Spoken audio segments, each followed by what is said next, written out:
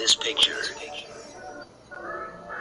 Is this too much to ask for? After the Deluxo, I felt this was a no-brainer. Back to the Future hoverboard. We did it, everyone. Shout out to the GTA Online community for once again obliterating our expectations in the heist challenge, this time surpassing over GTA $4 trillion total. Jesus, is that you? No one's here for us gaming video. Absolutely nobody. My buddies have been doing the casino heist on aggressive. I'm watching a meme video. Explainer, why us inflation is so high. And when it begins, GTA Online. GTA Online. So you can park here.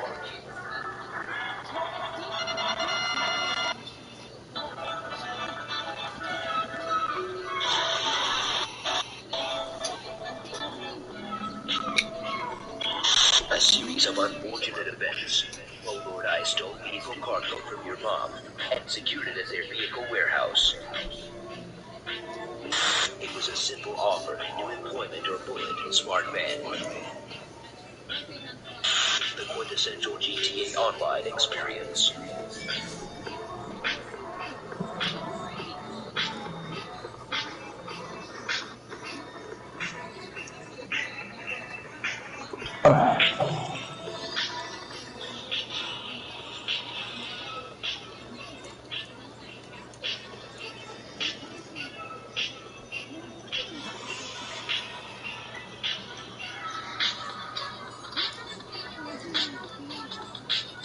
Rockstar pays millions in royalties to make the best radio ecosystem ever in gaming with 411 tracks and 16 stations. Me.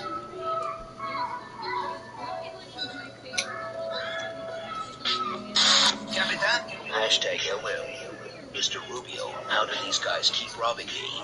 Also, Mr. Rubio keeps buying new things for in the vault. Okay, can't be mad over this one.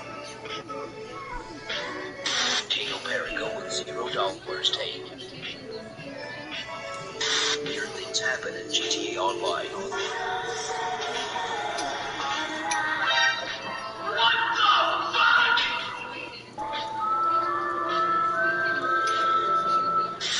Which animals should be in game?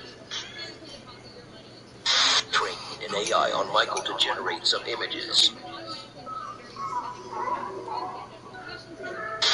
Why you should look both ways before crossing the street.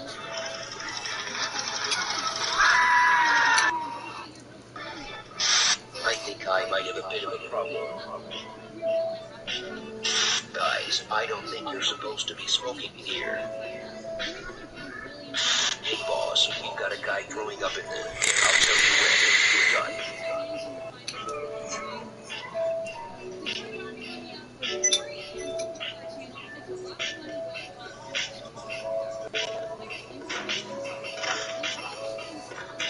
What's the best thing you've heard an NPC say while on the streets of Los Santos? We need the GTA 4 version of Buccaneer as a lowrider custom. What we have since when did Laszlo replace dancers? I think I love you.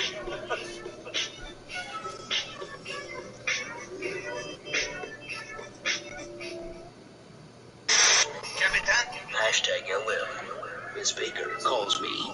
Miss Baker, are you free? Me, no, I'm expensive. I was wondering. No, I'm expensive.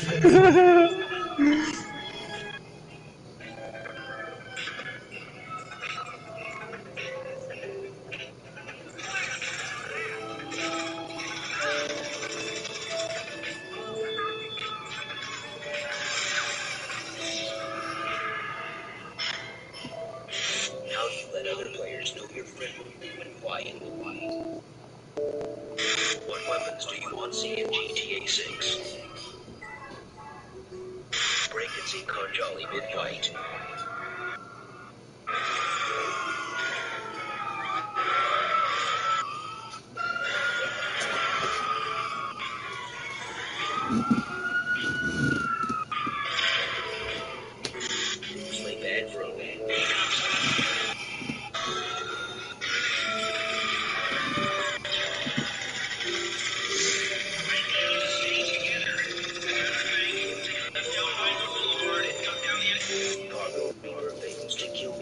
riding the rails.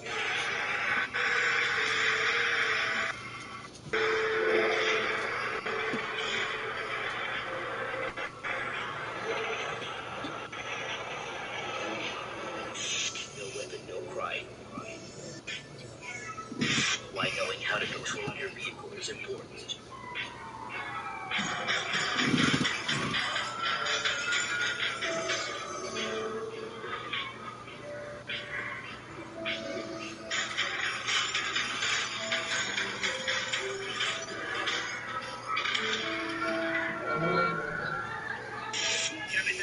Hashtag LL. Summing up heists. OG heists. Simple jobs made complicated. Tuesday heists. World's smartest idiot. Casino heist. It's just like story mode. Neo Perico heist. This is my second job. Don't worry, your secret is safe with me.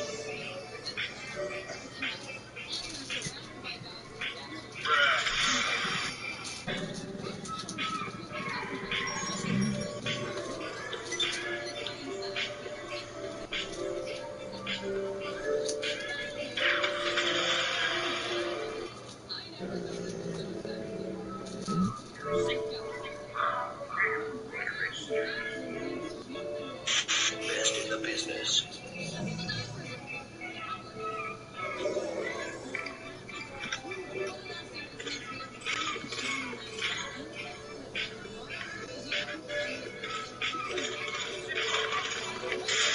Never knew that car had its own gravitational pull.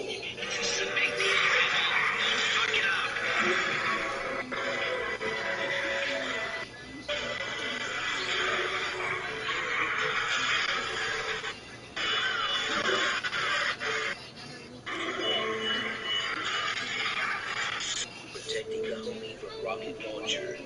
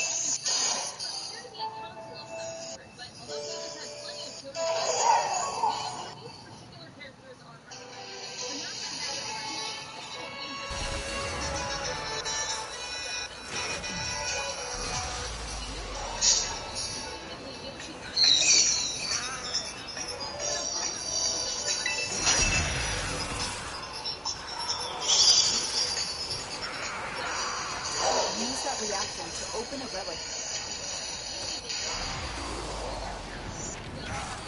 You are going to need more reactant if you want to open that relic.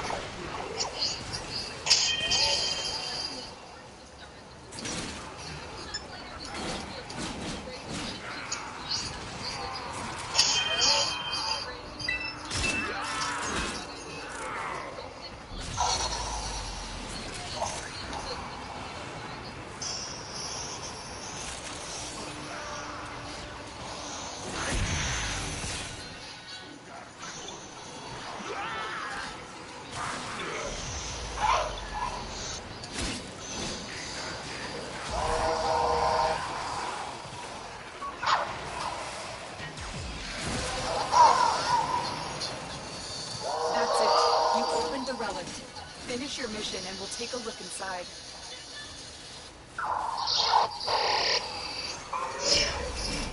Pressure and still hold.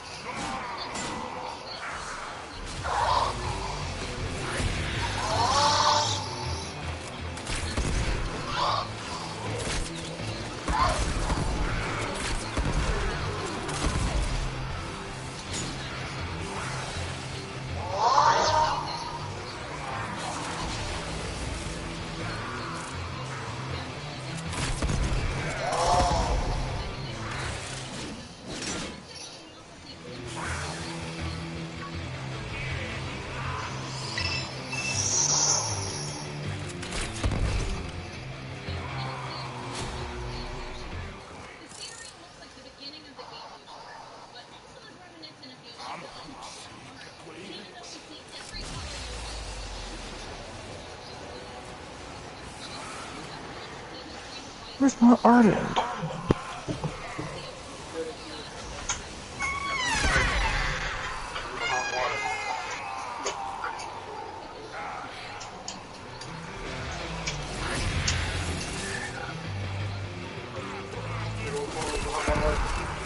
No, I think Connie knows.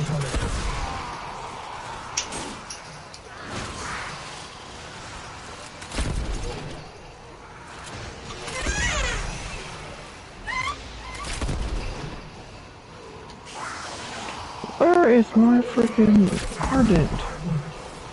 I remember I got one.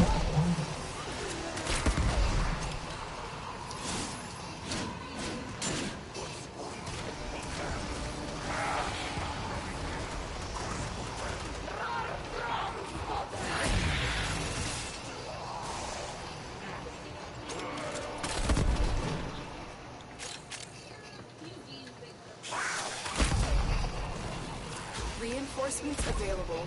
Do you choose to leave now or continue fighting?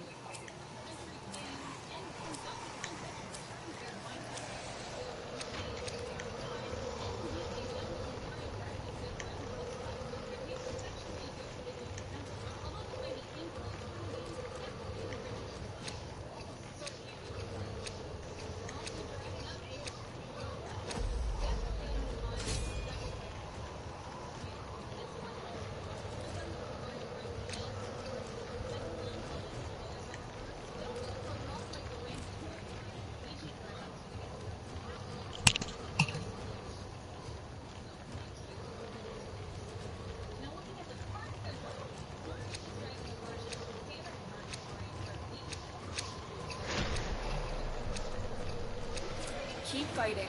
Another opportunity to extract will appear soon. What the fuck?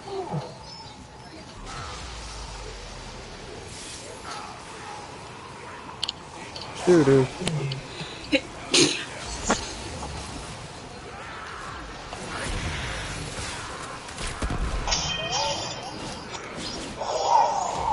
Okay, shiny. Spawn, I want your shiny. I want shiny freaking Chaldean Wooper.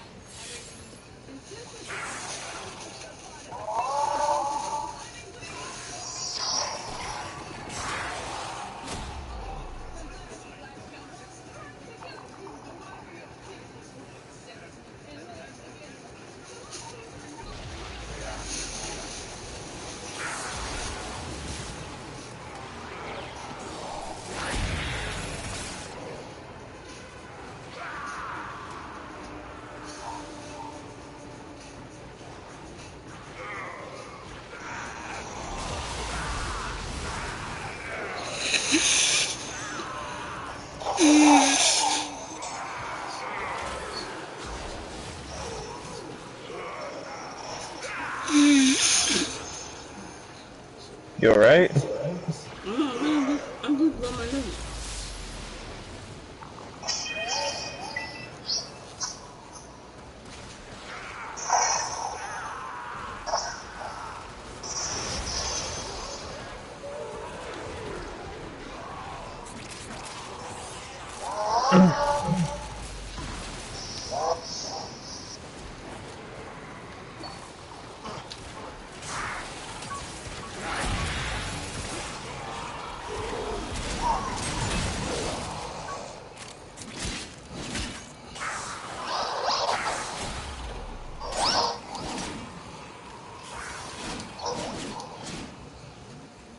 Let's go.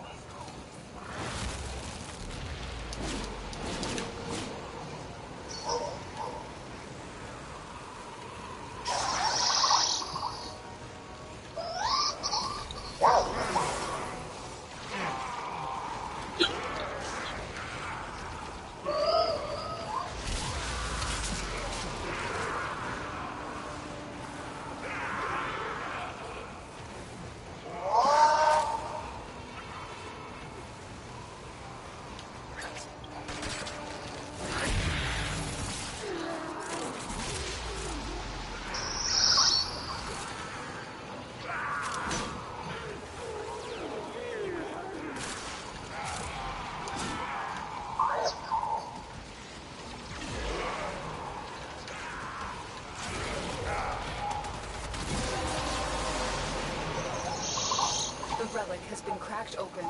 Finish your mission to find out what's inside.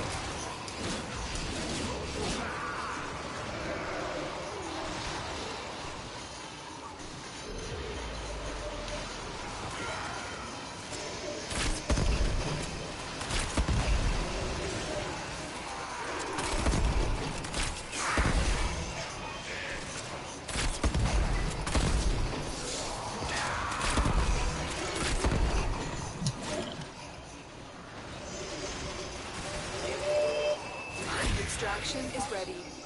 Unless you can handle more of the enemy.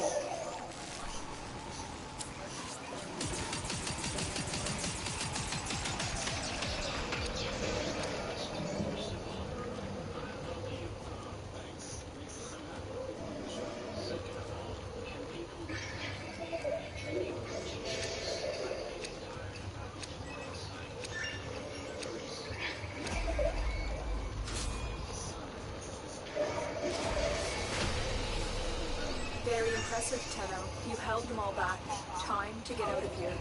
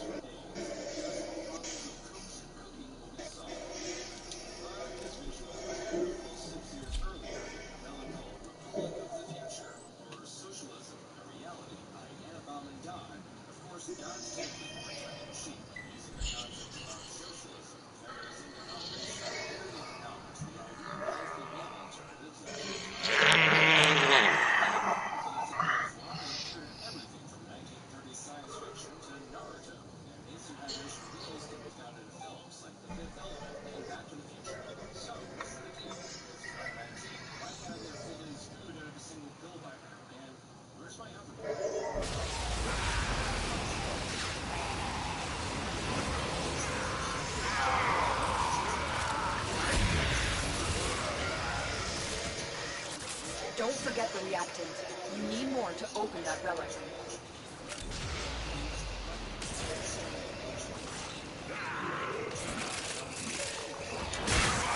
Stay focused. There's a heavy unit approaching.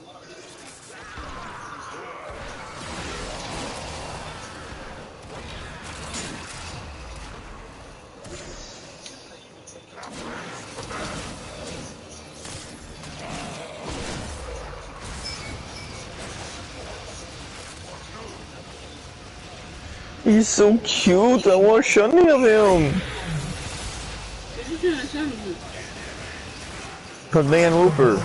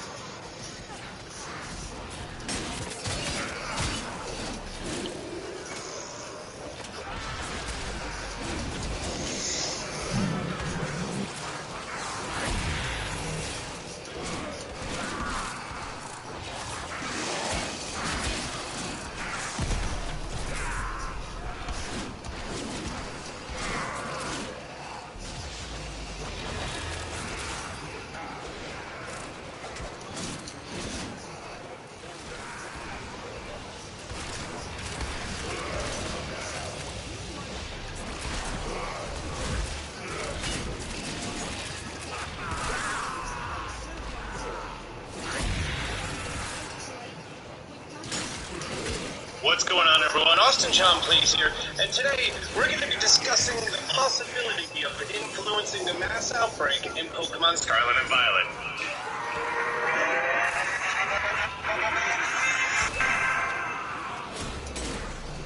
I'm making this video because there seems to be a train of thought that the location of which you stand in Pokemon Scarlet and Violet can influence the specific mass outbreaks that appear on your map. And here's the only reason I'm looking into it, is because every time that I try to get a different mass outbreak, I notice that I'm a creature of habit, and I tend to just go to the same few towns and then start rolling my date, and I don't see anything amazing. It says that in regard to the mass outbreaks, there is this list of Pokemon that can appear in mass outbreaks. I haven't even left Gen 5 yet.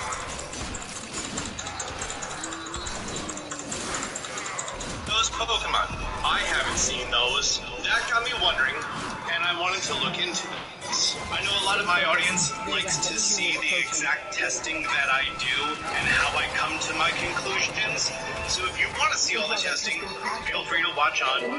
Or if you just want the results on how to choose your mass outbreak, just fast forward to the timestamp that's listed on screen right now, and it's probably like there-ish, somewhere in this range. That's my guess. And if you reach that point and you watch that portion and you're a little confused, you may want to rewind back to now. Now, these trends and habits were first observed by N9 Kai. I'm sorry if I butchered that. That they stated that where you are on the map influences the mass outbreaks. And I'll be honest, I don't believe it. So I'm just gonna test this. And honestly, my preferred sleep-deprived way of figuring things out is math. So while I have seen a plethora of Flittle outbreaks show up, I don't want to do a Flittle outbreak because they're so small and it's hard for me to identify if it's actually shiny or not. So because of that, I wanted to hunt down an Espathra. And while many Psychic-type Pokemon can spawn right outside of, this Psychic town, I wanted to test exactly what Pokemon are going to be spawning if I stand in this patch of grass right outside of this town, which this biome would be town, and see what happens. I'm also low-key looking for a Gothitelle, not so much a Gotharita, because I've never seen a Gothitelle outbreak, so that's what I'm going to be testing. So with my space heater on this chilly New Jersey morning and my iced coffee in hand, let's get cracking. Welcome back, it's me, Data Analysis Austin John, your favorite Austin John. I have some interesting findings. The first test I did was just looking in the one specific area that I am. In which case I had, on my first day, a Salazzle. I'm detecting a large security force heading And then a Dunsparce, and then a Medicham and Sinistea on the same day. So I had 4 Pokemon out of the whole pool. Then, I ran a different test, in which I marked down all of the Pokemon that spawned on that specific day, and I cross-referenced it with every single Pokemon that can spawn in this circle. And I came here and I marked every single one, Greedent, Jumpluff, Palmo, everything that can be from this one spawner tile. When doing that, it seems that almost every day I did have one. There's one other cross-reference I want to do, but the reason I'm telling you now is because on my 11th test, I got Gotharita. I got the Pokemon that I was looking for. She's right here. She's right next to the town. This is going to be the easiest mass outbreak ever. By the way, you're going to see the right side popping up for a while, because I learned that you can just re-roll while on the map screen. I'm going to quickly knock out 60 and hunt this down.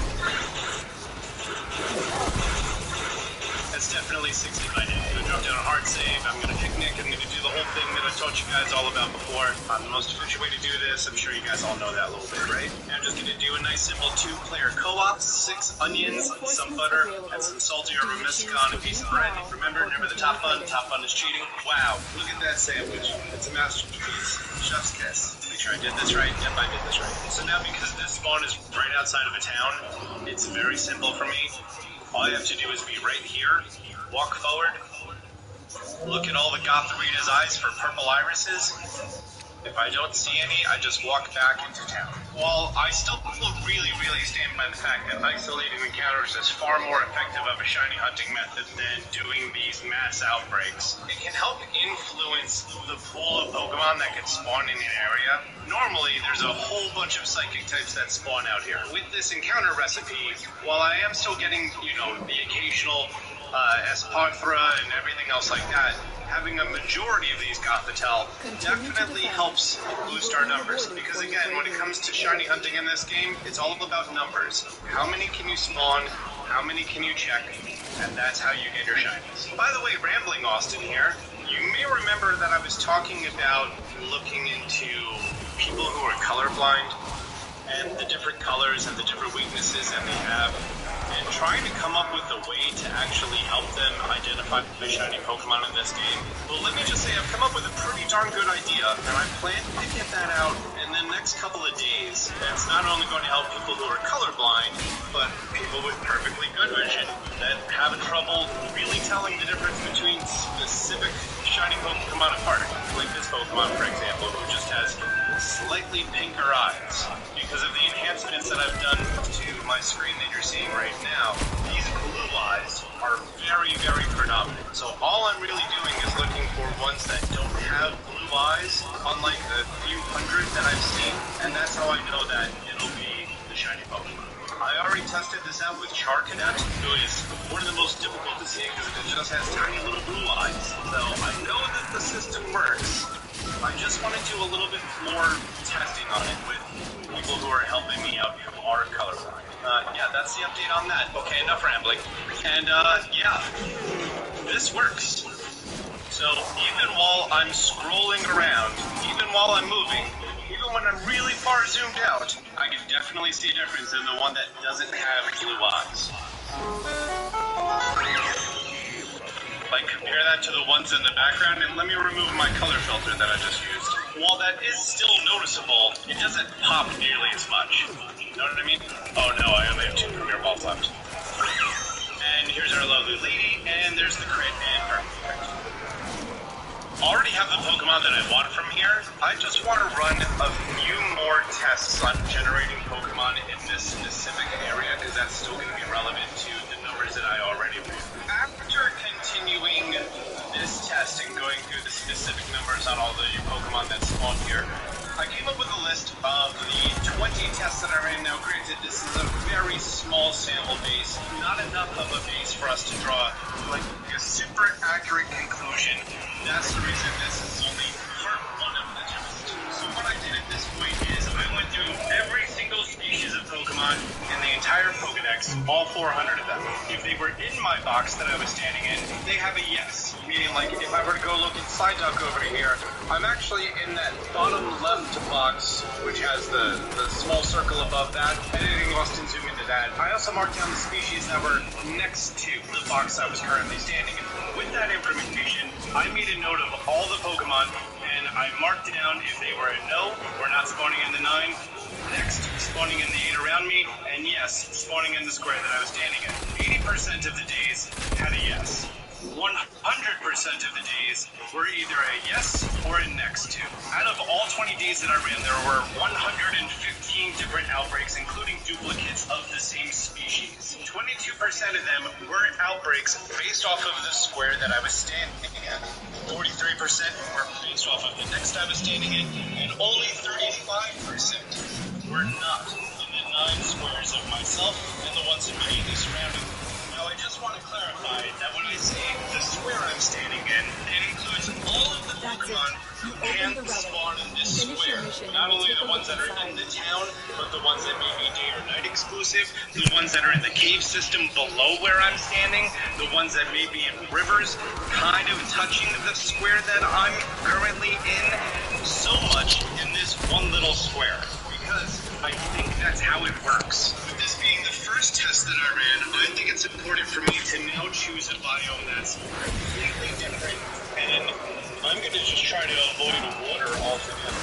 So I'm going to go ahead and I'm going to go to that middle Asado Desert box, and I'm going to rerun those numbers, because then I won't be having me being next to a river or an ocean to possibly skew the data, then I'm probably going to look for spices.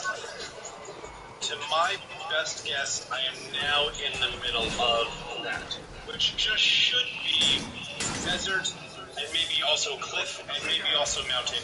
We should be good. So let's run the test all over again. I'm going through here and I'm only on test number 7. And for the first time ever in my entire time playing, I saw a tandem mouse outbreak in the square next to my square. I've never seen a tandem mouse outbreak ever before. This is making me lean more toward, yeah. This is also the very first time I've ever seen Capsicid, that's his name, Capsicid, in a mass outbreak next to tandem mouse. There's something going on here. There is something going on here. Low key, I need both of these, so I'm gonna take a break from this. This will be a half hour. I did have an outbreak. I talked about the colorblind stuff. I realized that I could just mix the color cleaner and get that sort of yellow looking. After a half hour, I didn't find it. I went back to test it. Bye. Okay, I have some great news. Just to be objective to the testing, I decided that I was going to take the first pool of Pokemon that was relevant to the first test that I did, and I was going to run those numbers to see what similarity there is. And it turns out that, again, 80% of the days of this new test in this new location did match a Pokemon that was also spawning in the previous location. But the next two was only 19 of the 20 days at 95%. Once I get down to the actual percentage of Pokemon,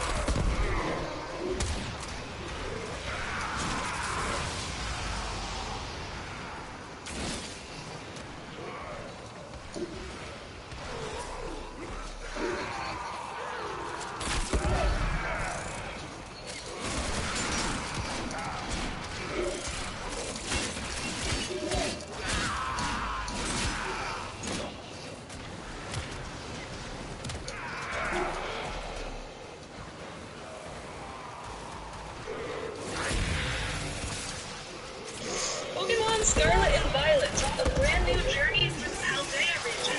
It's the first game in the series to be open world, and it's filled with some wonderful features. That's dedication. You just jumped off a cliff to go get the ball. Are you serious? As a shiny hunter, one of my biggest questions was what are shiny hunting methods like?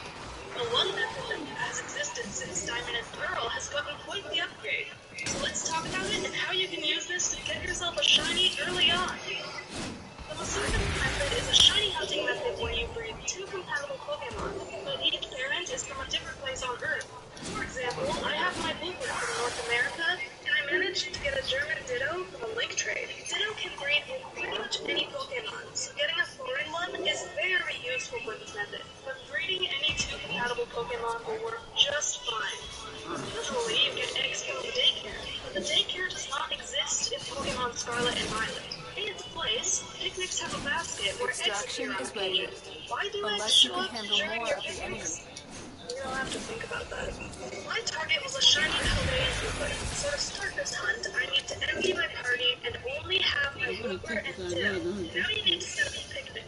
Picnics cannot be done in towns, in the water, obviously, though honestly, I would do it if I could, or on very slanty ground. So keep that in mind before you start. Now that you've started a picnic, eggs will appear randomly over time in the basket. But you can make them appear more frequently with the power of food. Making sandwiches with an egg power of 2 is ideal for getting more eggs more quickly. My go-to is the Great Sweet Sandwich. The ingredients required to make this sandwich are bananas, apples, cheese, whipped cream, butter, and salt. You can find bananas and apples at Sure Cans, and all the rest of the ingredients can be found at artisan recipes, including the great sweet sandwich recipe from this guy at the sandwich shop. It's not too much work to get all the ingredients and make the sandwiches. There's an ice cream vendor in Los Patos, the first town you'll encounter in this game. This vendor sells 3 different ice cream flavors with a level 1 egg power. These flavors are mint chocolate, strawberry, and teriyaki. Based on the price, you'll probably want to go with the strawberry ice cream. So with that power going, have a picnic with the 2 Pokemon and check the basket every so often, and you'll find some eggs. Now, one incredible upgrade to breeding is that instead of only getting 1 egg at a time, the basket can have up to 10 eggs at a time, which makes collecting eggs so much faster. Just make sure to check the basket often. You don't want to miss out on a bunch of eggs just because the basket was already full. Whenever you obtain one of the eggs from the basket, it'll go into your PC box. Now on to the hatching. Hatching Pokemon eggs in this game is actually pretty fast. Possibly the quickest egg hatches in the series thus far, but you can still make them hatch even faster with the help of certain abilities. Flame Body is one that is confirmed to work in these games. Some Pokemon you can get with this ability are Fletchinder, Charcadet, and Larvesta, the latter of which is what I use. Now let's talk about locations to hatch these eggs. Generally speaking, the best places to hatch eggs are in the towns, where there's no risk of running into any Pokemon. But if you insist on adventuring, consider getting a smoke ball for your flame body Pokemon to hold if that Pokemon's level is low. That way you'll never have issues escaping from wild Pokemon battles. My personal favorite locations to hatch eggs are Los Platos, pardon my pronunciation, and Urtazon. Los Platos is the first town you get to, so that's very easy, though NPCs will walk in your path at times. Urtazon has a nice loop where NPCs don't get in the way, so that's my personal favorite. But in the end, the location doesn't affect the shininess of the Pokemon, so where you hatch them is entirely up to you. With this shiny hunting method, each egg gets 6 shiny balls, so you have a 6 in 4,096 or about 1 in 684 chance of a given egg hatching a shiny. This can be increased to 1 in about 512 if you have the shiny charm. We'll discuss the shiny charm another time. I have it. Now let's get to hatching. For whatever reason, unlike previous Pokemon games, when you put 5 eggs in your party all at the same time, they don't immediately hatch one step after the other. There are only a few steps between each egg, but that's something I found pretty interesting. You can also hatch the eggs in really creepy spots. The path I went on in Urtazon often resulted in the eggs hatching far away from me, and in flowers or ponds. The game decides your egg has no place to hatch in the open world. It'll have the typical egg hatching cutscene instead, similar to what you see in Pokemon Sword and Shield. You've opened the relic. But if you Finish time your things mission in a and we'll strange take a look way, inside. you can sometimes hatch your egg underwater, which is pretty funny looking. Okay, well, we get to see the bottom of this. And eventually, the time will come for your target to shine, and mine hatched after 654 eggs.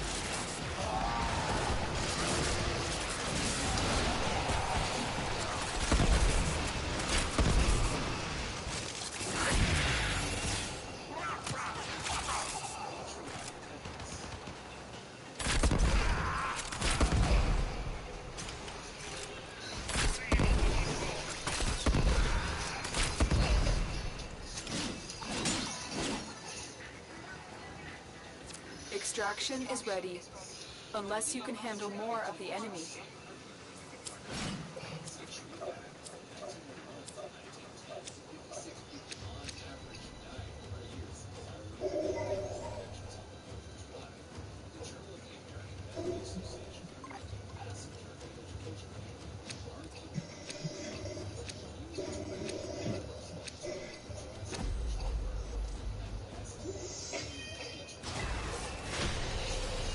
That's the last of them. Objective is secure. Let's go home.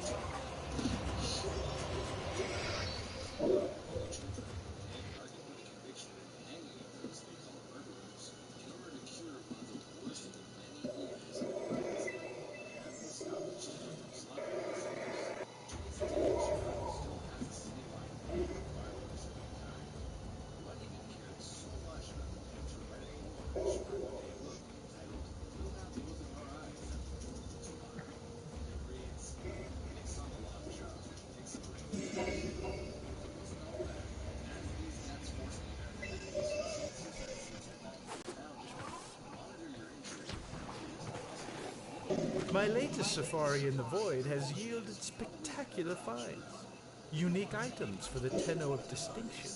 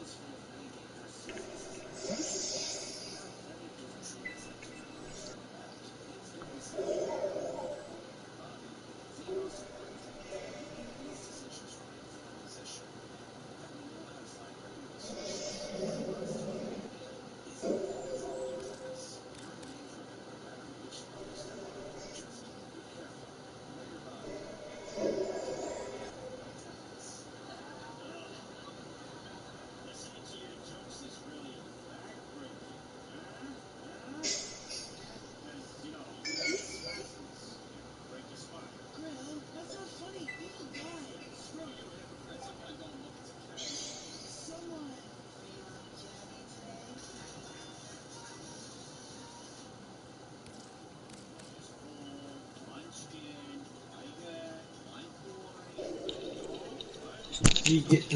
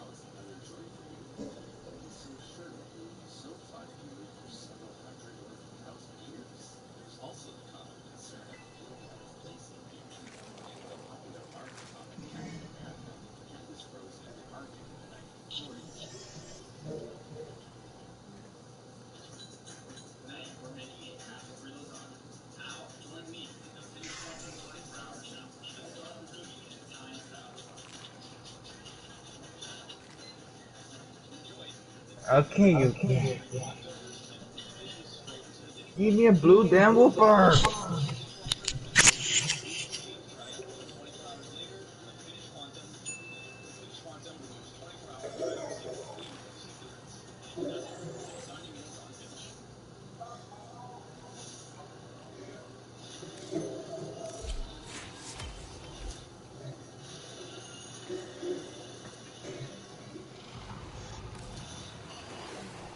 I can tell you will appreciate what I have today. Picnic? Or some of the hoopers who respawn.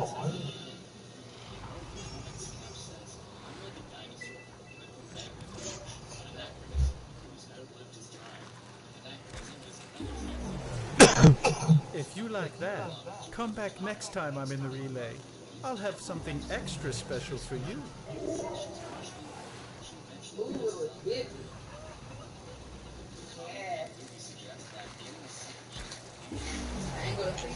An excellent choice.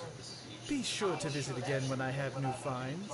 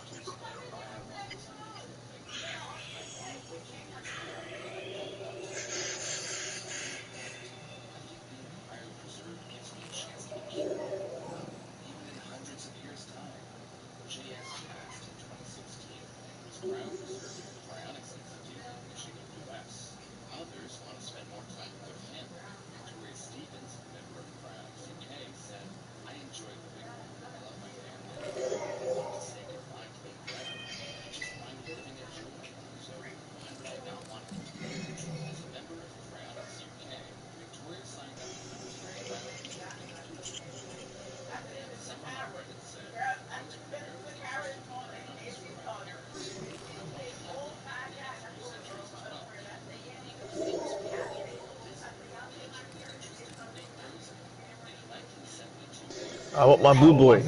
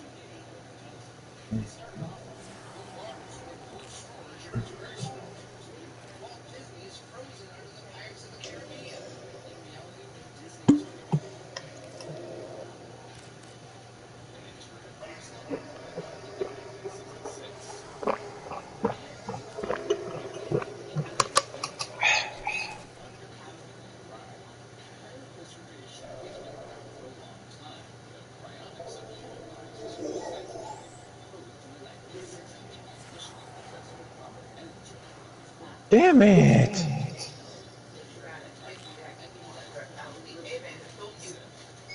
You spawn shiny now!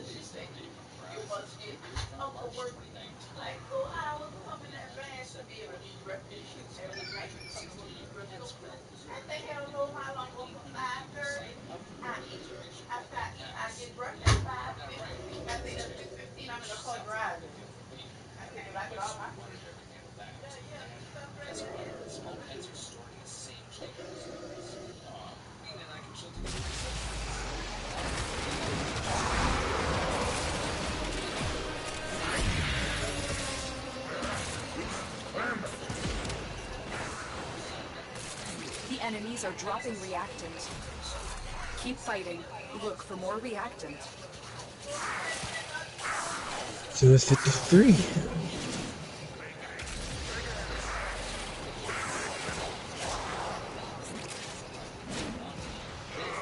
Over.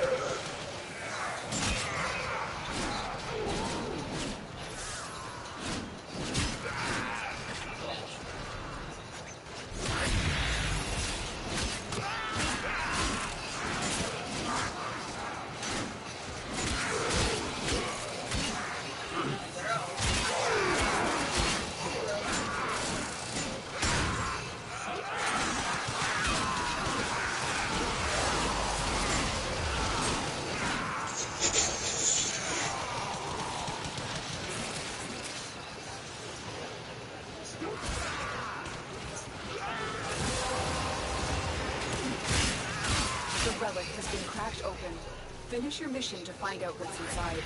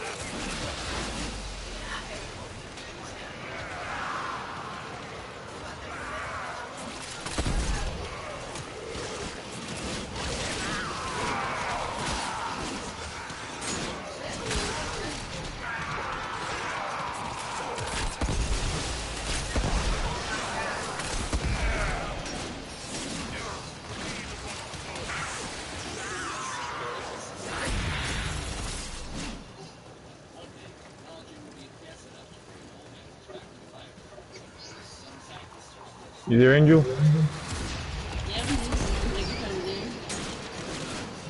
Yeah, I'll make sure you didn't fall asleep or something. What if I fall asleep and you ain't gonna make a difference? Usually when you're falling asleep, you don't say nothing. Or when your family call for you.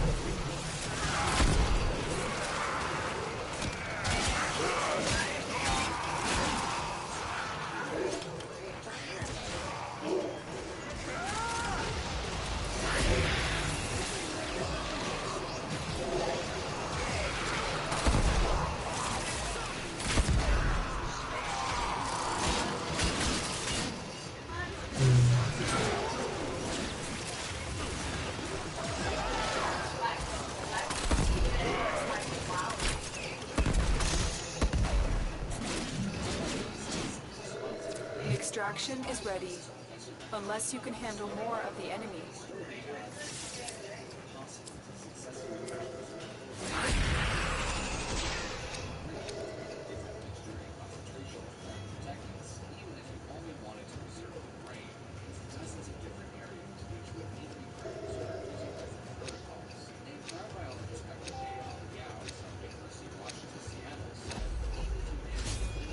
Very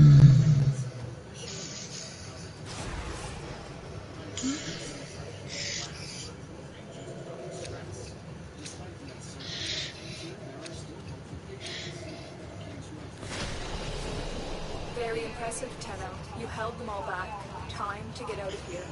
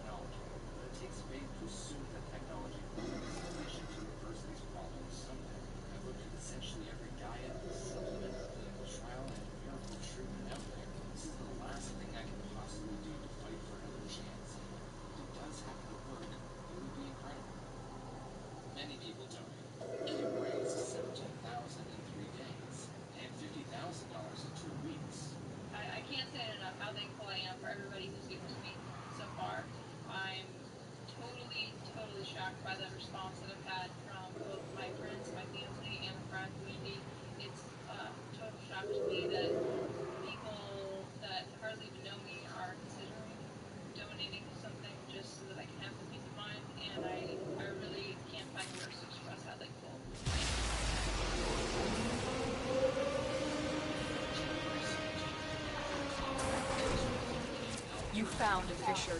Look out for reactant.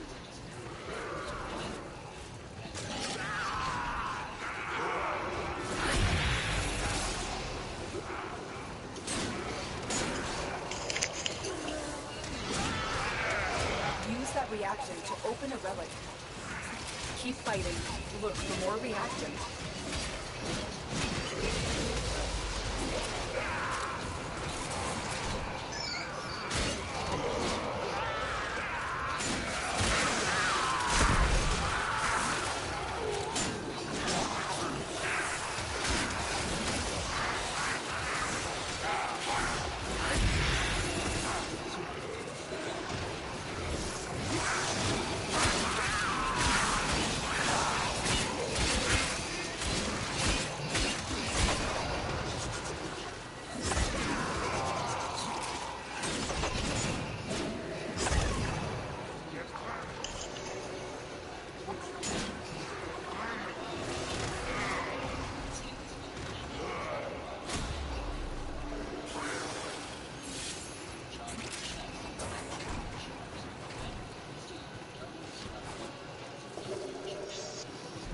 For the Tenno.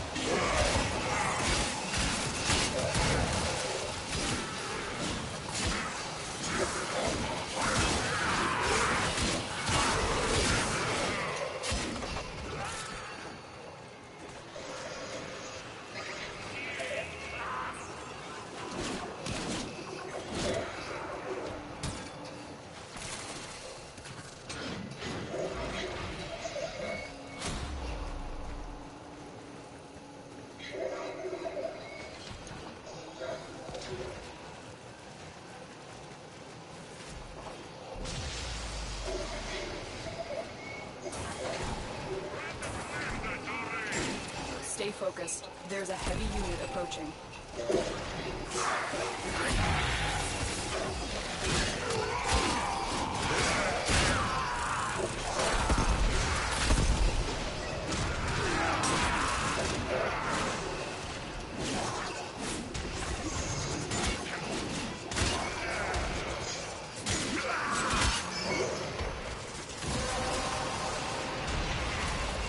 The relic has been cracked open.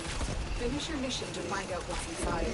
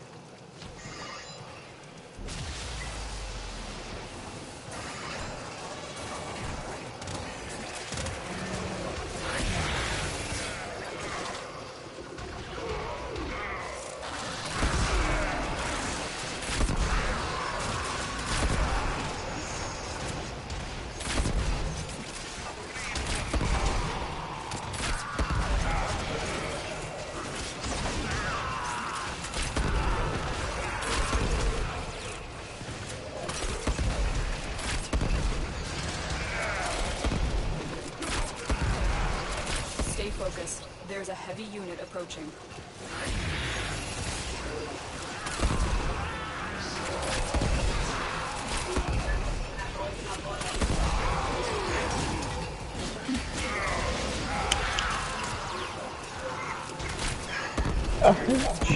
Got a Japanese decal.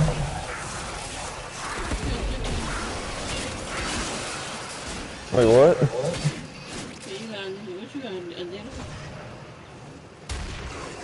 Japanese ditto.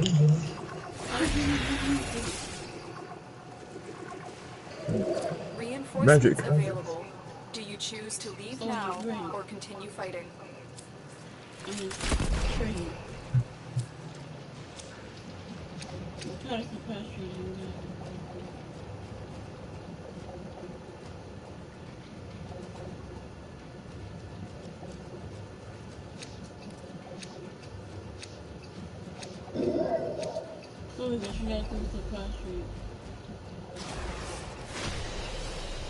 Very impressive, Tenno. You held them all back. Time to get out of here.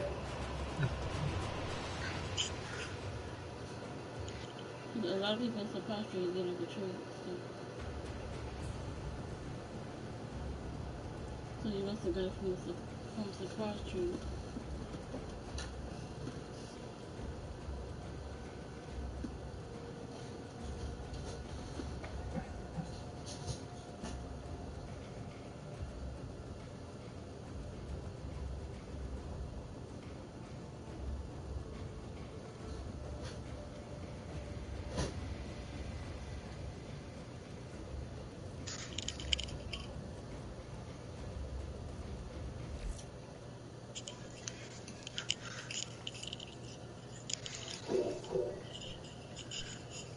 I'll still the power of eBay, and I can get any Pokemon I want.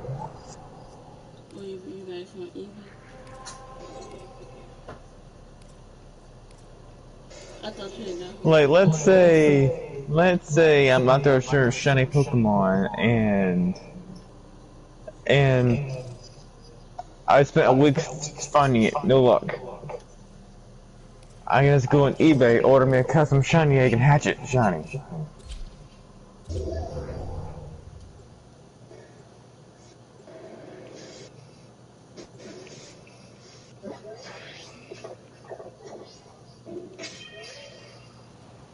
I wonder what if you do in Japanese too. What an American do.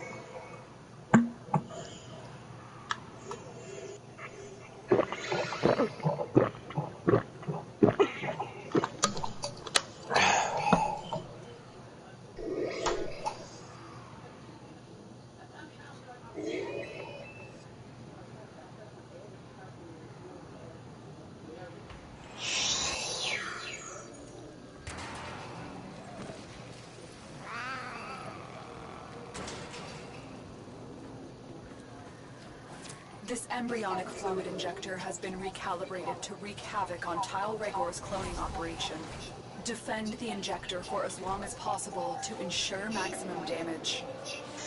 Watch out, I'm detecting void fissures nearby. Do you have a mapping relic?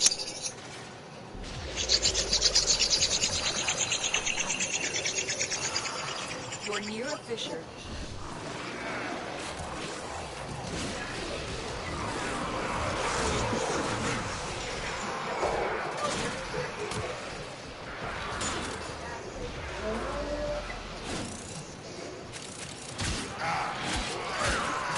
Use that reactant to open a relic. Don't forget the reactant. You need more to open that relic.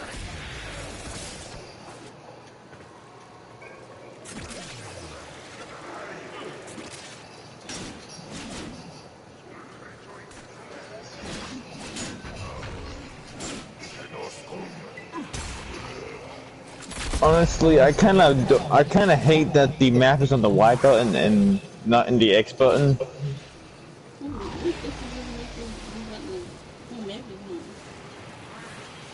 Because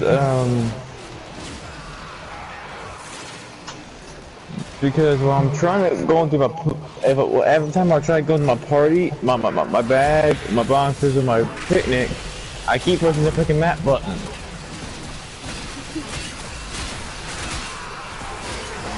What if it's good for X? Boom. Map. Fly.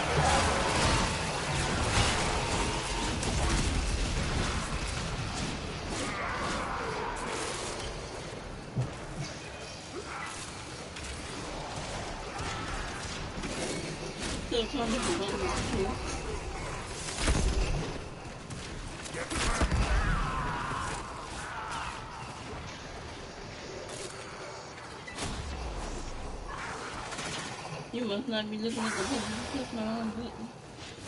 You must be just pressing the buttons that I hit.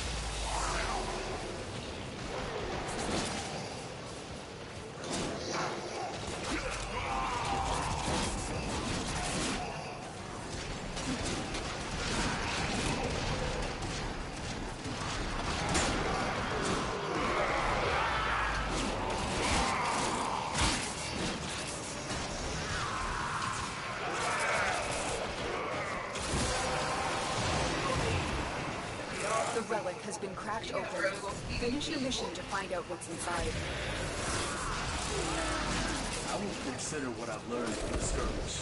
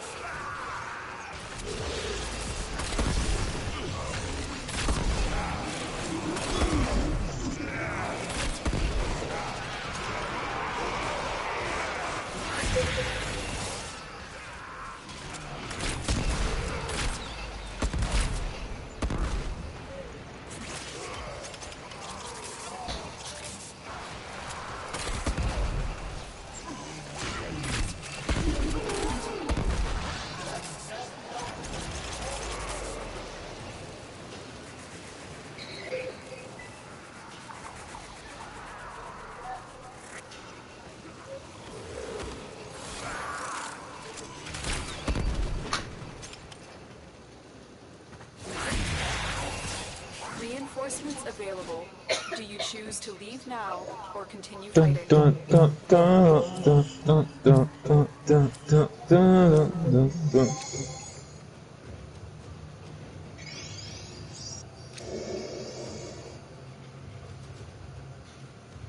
I just got my ditto. I just got my ditto.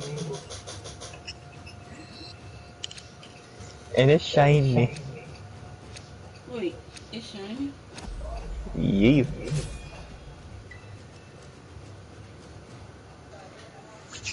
Now I just need to get to level 100 to give it a Disney nut.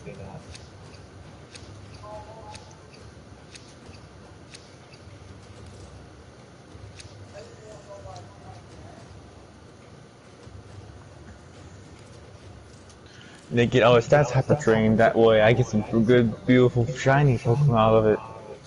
Wait, when you have a train of Ditto, it gets really good shiny out. Cause I thought you only No, have to pay the no, Pokemon Angel, no, no, no, Angel, no, no, no, Keep no. fighting. Another opportunity to When this extract hyper weapons. train is holding a Destiny knot, it passes down better stats. Oh. That's awesome. Come on. I thought you just, cause I didn't know you hyper trained it. But I didn't know you did a hyper train.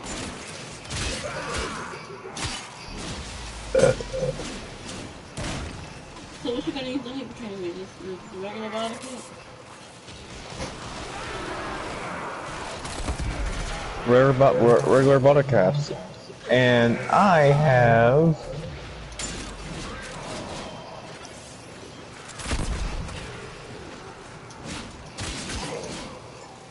11 bottle caps.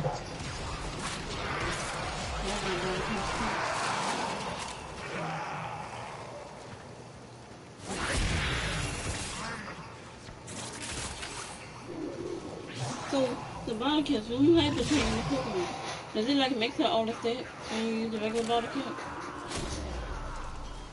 Or is it just when you Yeah. Basically what bottle caps do, the regular bottle cap does one stat at a time. The gold bottle cap does it all at once. Oh. Also with the regular one, just use the bottle kit.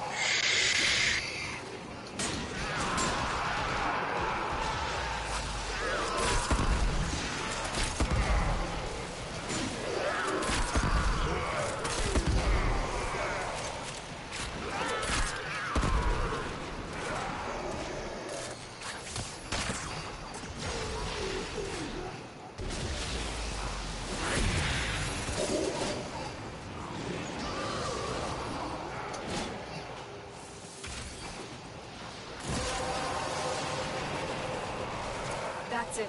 You opened the relic. Finish your mission and we'll take a look inside.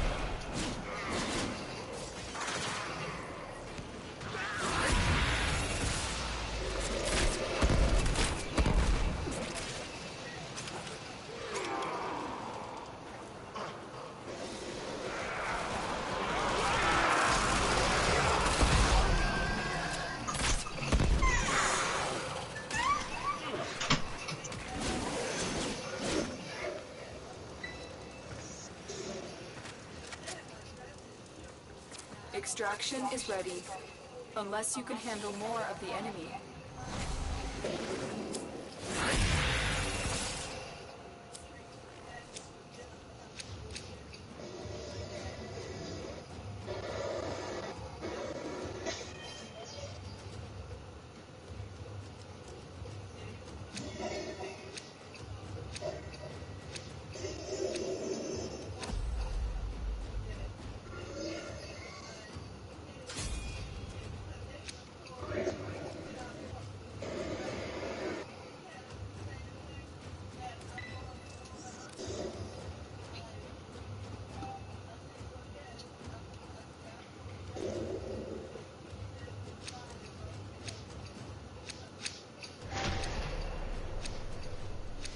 Continue to defend.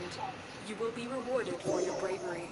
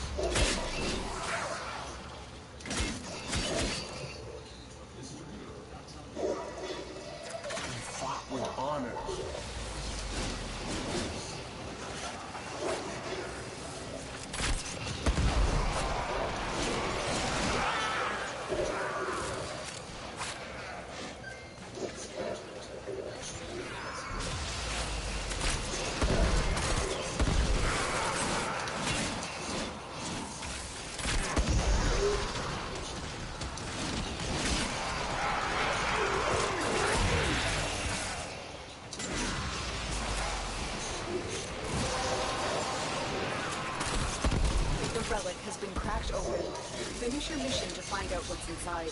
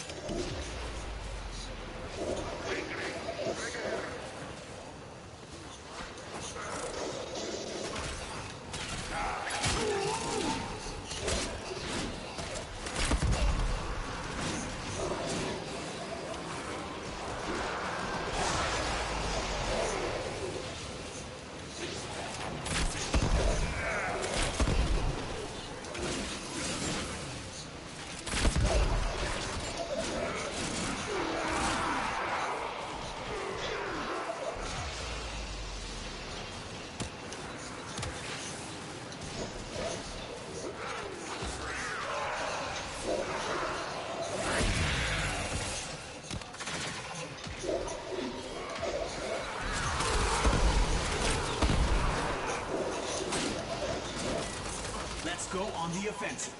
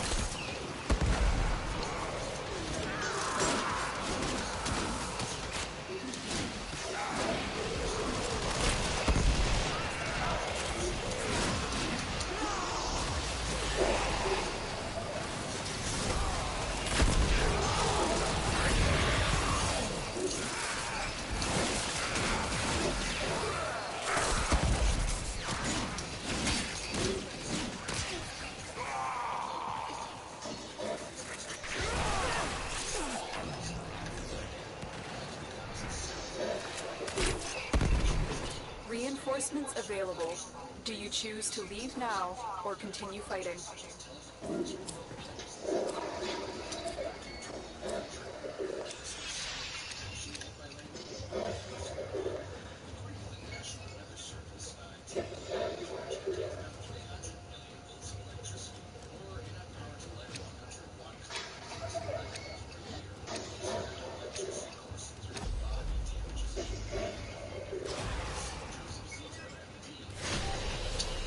That's the last of them. Objective is secure. Let's go home.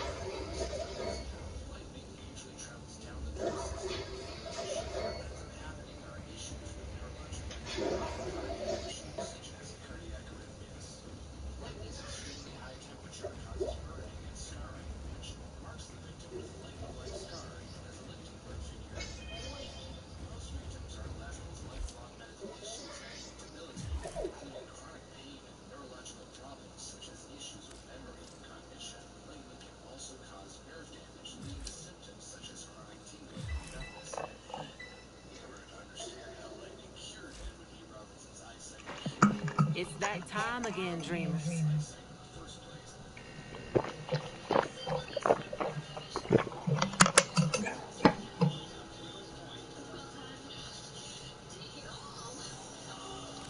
Yeah.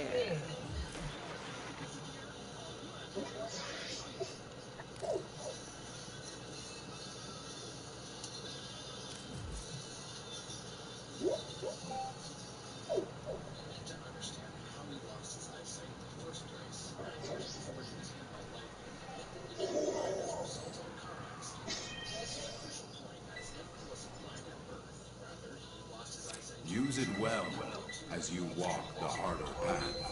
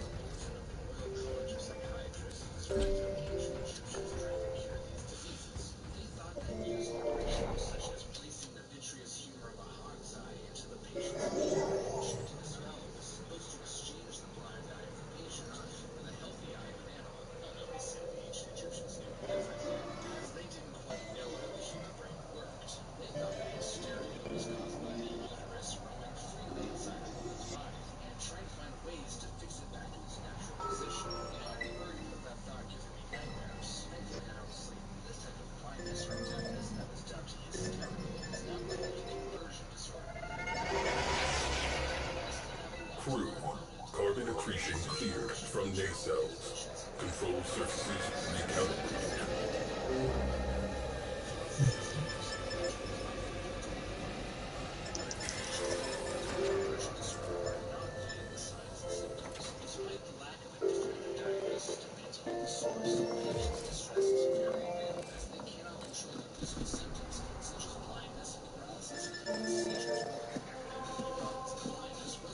You must be feeling guilty.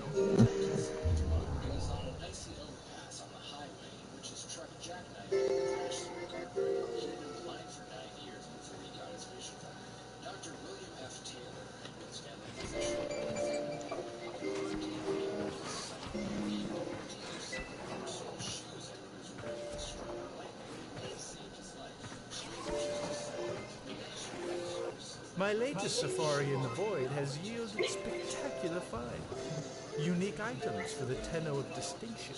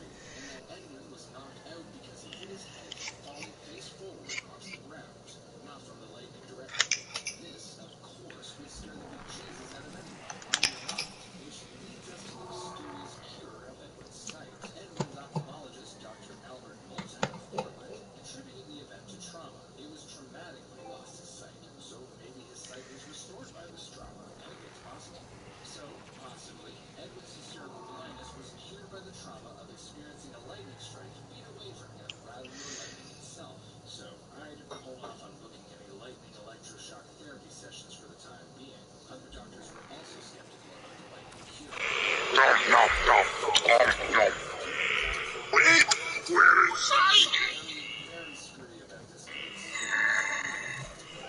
Dial key 2.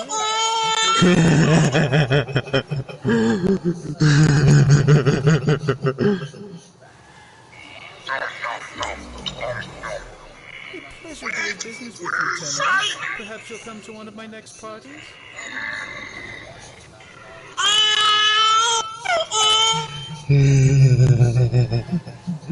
Well, that was funny.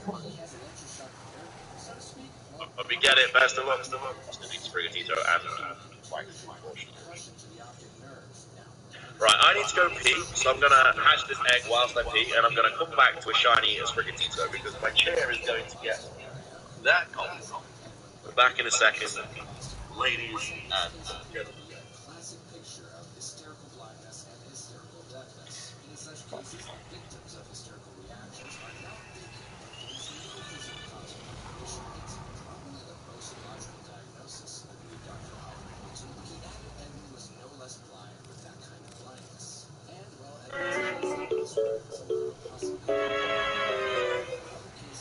Right, where is it?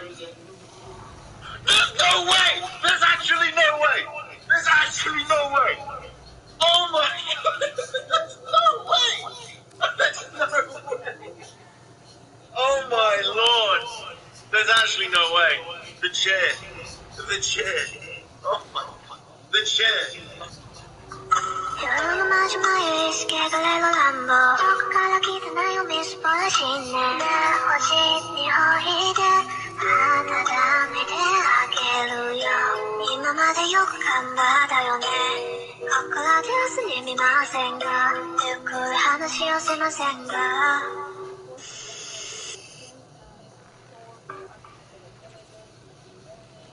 What was the most powerful droid in Star Wars? When we think of droids, our minds often go to the things that we've seen in the movies. Right now, you're probably thinking the answer to this question is a droidica or perhaps a Magna Guard. But the truth is, none of these droids have anything on the droid creations of Iocath, an ancient civilization that disappeared to time, who were the arbiters of some of the most powerful technological marvels in galactic history. They built 6 grand droids which came to be seen as gods by multiple different civilizations across the galaxy. And although they were 6, the most powerful of these droids was their leader, a droid called Isaacs. This droid pantheon was responsible for trillions of deaths across the galaxy. And to put this into perspective, the Death Star had only managed to kill around 2 to 3 billion people. The destruction that Isaacs caused meant that he became worshipped as the god of death. And it took a strike team of some of the most powerful galactic figures in history to destroy him and take him down. What was the most...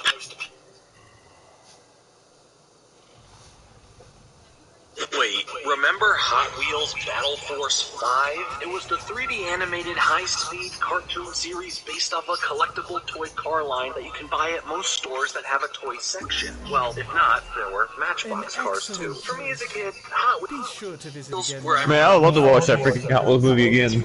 My childhood of all my collected cars. My parents loved that I was so into them because back then they were all around 97 cents to $1 per car, so it was very cheap to keep me entertained. I was obsessed from the cars to setting up the tracks or having the car wash multi-story center, the shark jump, and who can forget having one of these carpets? Oh, those days of playing with Hot Wheels on that carpet, simpler days. But we aren't talking about the toys today, as much as I would want to. Instead, we are looking into one of the many Hot Wheels animated cartoon properties that have spawned from the franchise. Today, we take a look at Battle Force 5. Find out what happens when you take a toy, make it a show, and then produce new toys based on the show, based on the toys. So if you enjoy the video, you better subscribe, especially if you think I should look into other Hot Wheels cartoons. Oh, wait!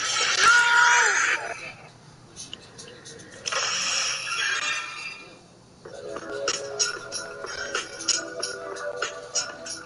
Before I give you the breakdown of what this show was, let me just reiterate, this show is based off of this. a toy car. Keep that in mind. Also, you've heard of the term multiverse, I'm sure. Well, there was one in this show, and it was created by this character's alien race. I can't stress this enough. This show gets pretty wild with its story and plot, and this is just the tip of the iceberg here. Our story follows Burt Wheeler, voiced by Mark Hildreth, who, when driving in the desert, finds himself at a life-altering moment. A new world or worlds open up for him with dimensions called the Battle Zone, and is met with an alien from a race called the Sentients. Her name is Sage, voiced by Kira Tozer, and her whole goal is to have Burt become the leader of an eventual group of drivers to embark on an epic quest of finding keys? Well, kind of, at least at the start of the series. The rest of Battle Force 5 is assembled once Sage gathers the other following humans. Agura, voiced by Kathleen Barr. Zoom,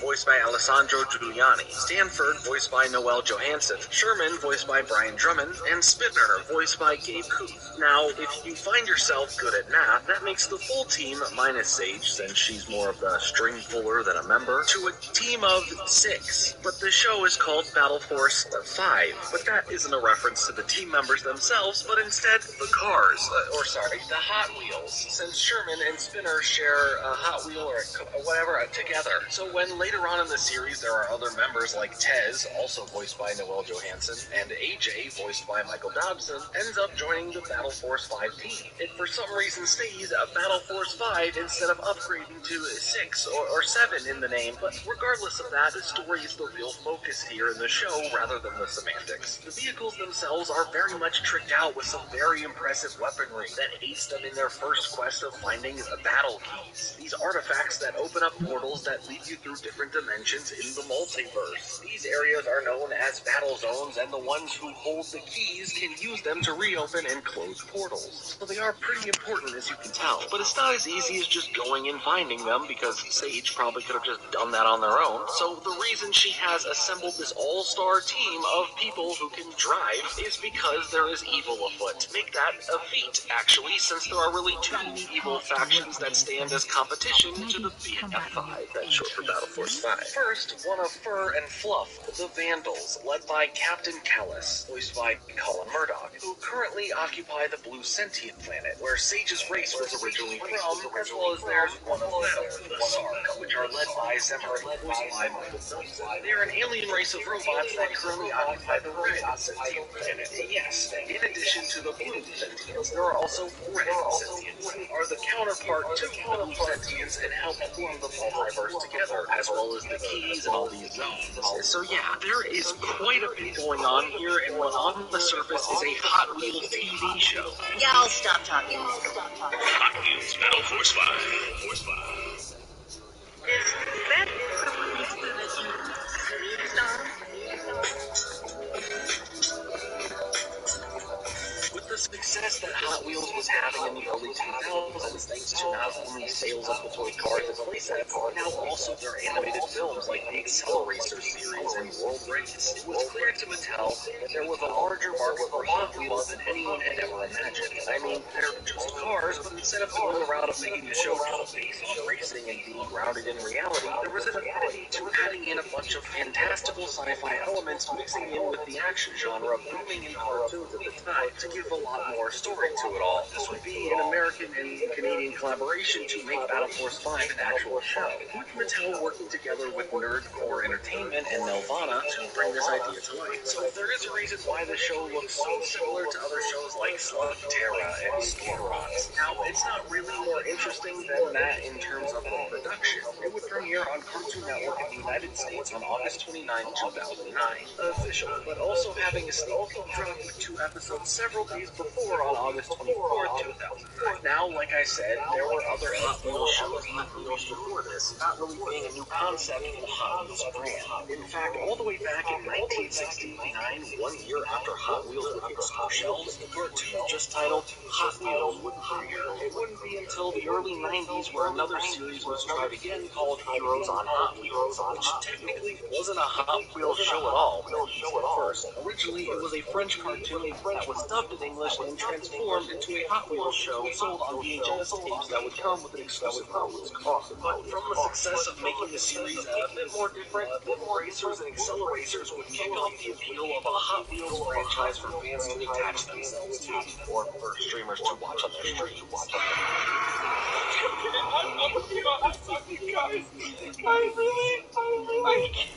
Yeah, it's a good time.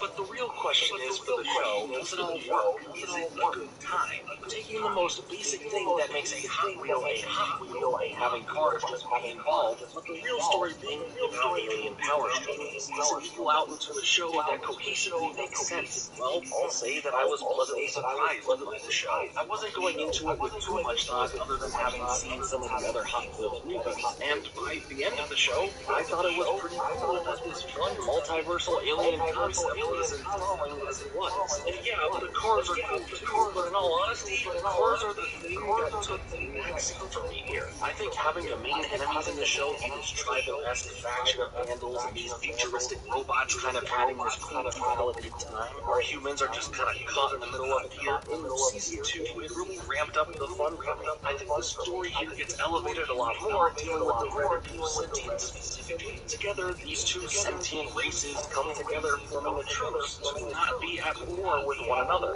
Curtis, voiced by Ryan Drummond, decided that he wasn't for that and reignited the war. Zemeric, his literal own creation, turned against him and his followers, imprisoning them so he can take them. And Kratos plans on freeing them. Yes, there is another team opposite the Battle Force 5 now called the Red Sentients. But here's a fun fact. Sage is Kratos' twin sister, and in order to stop them at one point, she throws all the Red Sentients minus her brother and his team to stop another oncoming war, which caused him to retaliate in very extreme ways that are explored in the show and leaves Kratos now extremely angry at both Zemeric. The show fully goes into some pretty interesting conflict and storytelling mixed with some pretty entertaining and cool action that really works for me. I liked how deep the lore was written and how the part felt like it was constantly building up rather than having basic issues or having a lack of direction, even down to the little things in the show. I appreciate the world building folks that put in crafting the story. These larger vehicles, the mobies, that act as a power source for Sage, as some sort of charging station for her, and even come back later on in the group search for Dave.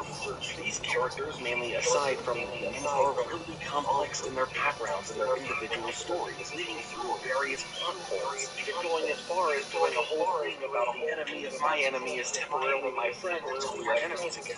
When Zemeric needs Battle Force 5's help, and in return helps give them the locations of the rest of Kratos' Red Sentient 5 to aid them in their conflict.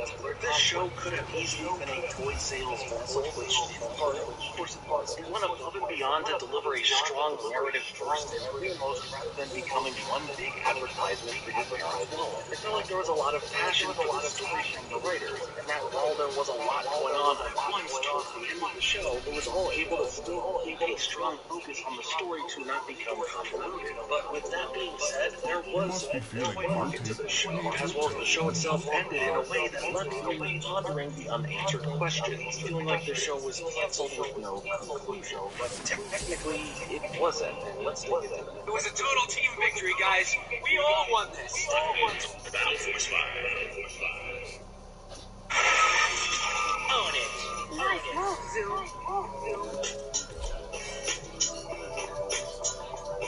Now, for the series, a major point was the toy market outside of just regular Hot Wheels, which have always been and will always be on store shelves. It's the most consistent thing in my life every time I walk into a Target and see them, and that may be the saddest thing that I've ever said about myself. Regardless, the toys for the series were already coming out alongside of the show. Going forward for Season 2, which had the subtitle To the Cult of Fuse, played heavily into the toys as well, where the concept in the show was about being able to fuse their cars together to form new powerful vehicles with cool new designs, which, yep, you guessed it, this translated to the toys as well. Heck, even McDonald's got on board with some cheaper versions of their own. But nevertheless, the toys seem to be everywhere. If you're still interested in getting the toys outside of places like eBay or other online sellers, for whatever reason, since 2021, Battle Force 5 toys have been showing up in some discounts, specifically 99-cent movie stores. Defend the injector for as long as possible to ensure maximum damage. To see pop up after There are decades void of the fissures show in the came to an area. end. After Use 10 these to seasons crack of the open show, the Battle Force 5 would come to an end in 2011, wrapping up a lot of the major storylines of the show, but not particularly everything,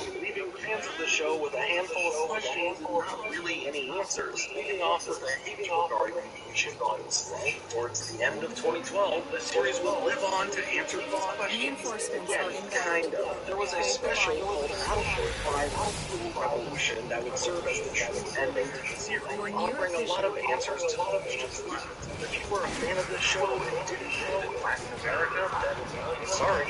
You never got to see the series finale premiere. Why? Well, maybe because the ratings, interest, or sales of the toys were still very high in Latin America as opposed to other markets around the world where the show was shown. While an English version did premiere in Latin America, it has never been released elsewhere, not even on a DVD or Blu-ray deal, leaving fans wanting this to be officially released from now. Based on the time passed since and the franchise being over for a decade, it seems like the plans of an actual look at the Saw on the horizon. Who knows? Weird things have happened. If you are interested in checking out the full special, there is an English subtitled version that I will link down below thanks to the channel Tesla's Cube. So major shout out to them for giving access to finish up the franchise for those who have been waiting to see it. But if you're wanting more than just the show and the toys, there was a Battle Force 5 video game that came out in 2009 for the Nintendo Wii and DS from Activision that deals with pure African humanity that the Vandals got a hold of, as well as finding the rest of the Battle Force 5 team after being separated. Overall, I thoroughly enjoyed my time with Battle Force 5. It's a weird combination of so many things, and luckily, one of those things are what I like or I'm interested in. It has action, it has sci-fi storytelling, it has hot views. And what more could you ask for? Maybe not unless you're releasing the English version of the finale special. Anyway, let me know your thoughts on Hot Wheels Battle Force 5 and if you'd like to. We've ridden this ride a long time now. You guys know the deal. Pokemon is colorful and adorable, and all you gotta do is read one little book and suddenly you're laughing out loud. Or sick to your stomach. We've covered all the new nastiness that Scarlet has to offer, and now it's time to see what messed up stuff is going on in Violet. Let's talk about it. As before, I'm focusing on the brand new Pokemon for these entries, so here's your spoiler warning if you still don't want new Pokemon revealed. Let's start the day with a Pokemon you might have caught from Pokemon Presents Bellybolt. What appear to be eyeballs are actually organs for discharging the electricity generated by Bellybolt's belly button dynamo. Oh, wait, what do you mean by appears to be eyeballs? I've seen this fact over and over again, and my brain just refuses to accept it. You're telling me that this thing's face is just this? This is worse than the Diglett mouth nose thing. And this does mimic real life, where there's a species of dwarf frogs with false eyes as well. Right on its ass. So, I guess it could be worse. On the topic of Pokemon surprises, we're actually... Wait, what? I was asking you if you could give me a Japanese dinner. I wonder if I'm eating my dinner when you mention Japanese dinner. Would I get a Japanese dinner? Probably not. Maybe it's a surprise trailer, you might get one. Wait, if I'm eating my person, I would get a Japanese dinner. Yeah.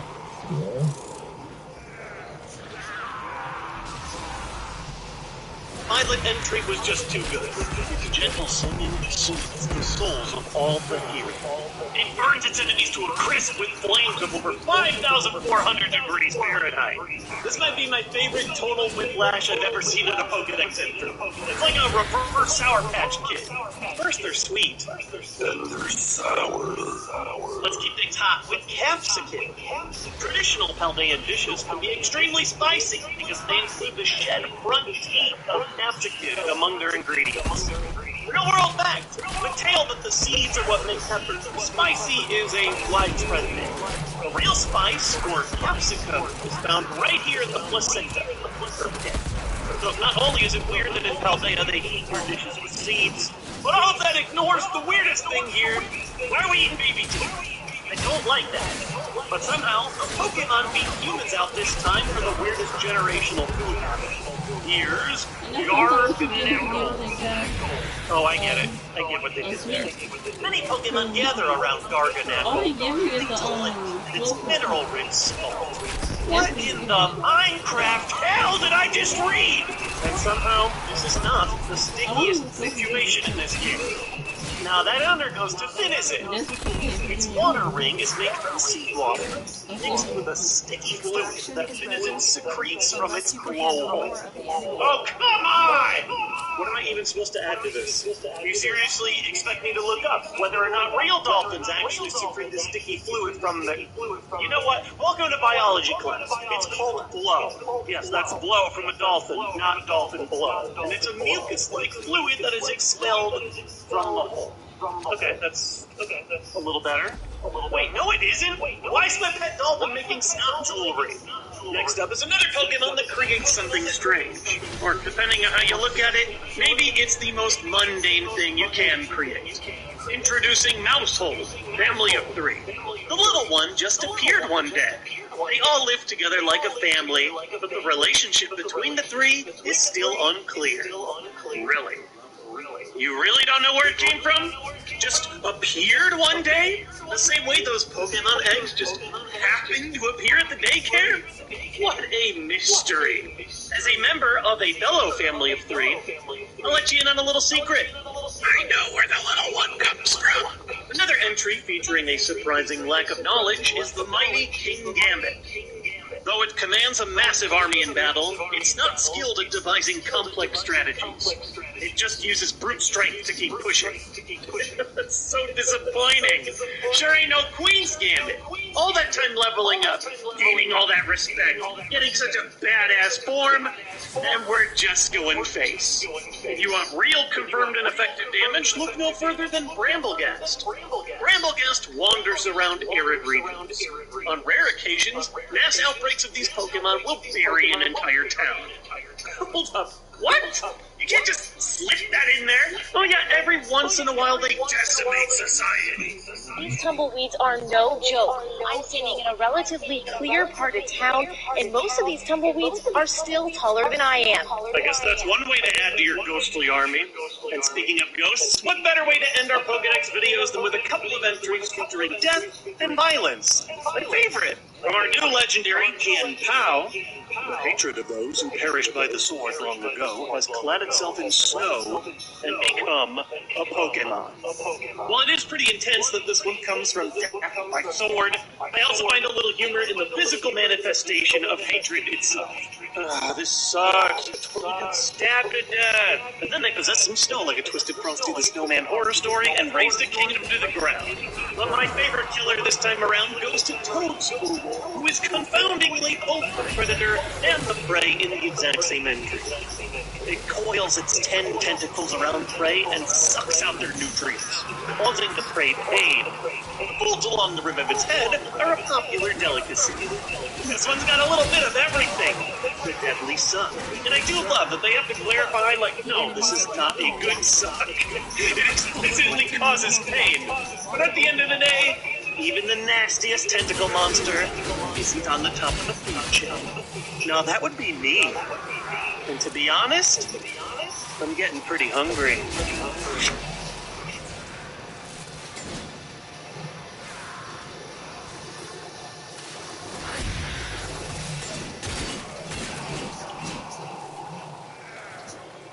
But I should introduce myself. Greetings, viewers. I am Thinkifer. Today, dear thinkers and viewers, we gather within a place of free thinking to discuss and explore the rich, dark, and fascinating history of Paldea's region. So grab a cup of funk juice, get comfy and toasty warm, and let's learn a thing or two about Pokemon, Paldea, and the history it holds.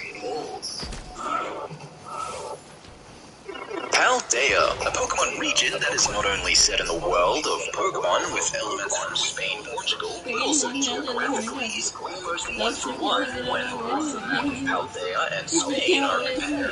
As far as the time settings of Paldea, we visibly see this world populated by people, clothing, technology, tools, infrastructures like castles, shops, cities, and centers, all seemingly from different eras of technology and history. We actually have a word to call this clash or contrast between something that exists from one period of history being referenced together with something else set in another time period.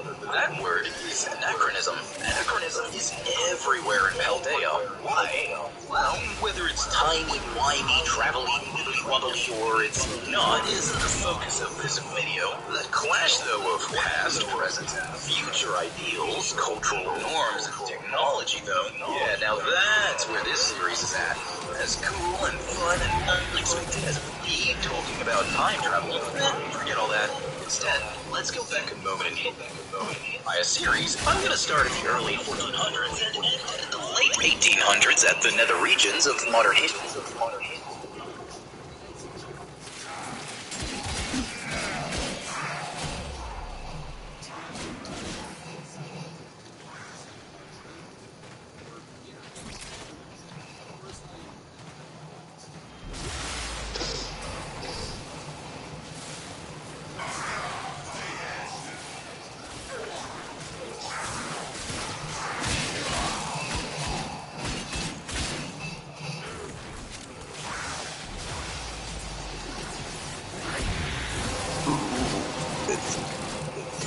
The relic has been cracked open.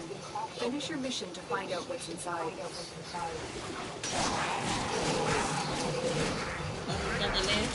I didn't get the last I got the last couple. I got the last couple for Ellie and the last couple for Maverick. What type of Warframe or something? Yeah. Yeah, I'm still on Warframe. I've been on Warframe all the time. Where you gonna get on Pokemon? Wait, let me guess. You're looking for me to get the physical Pokemon. What Pokemon are you searching for?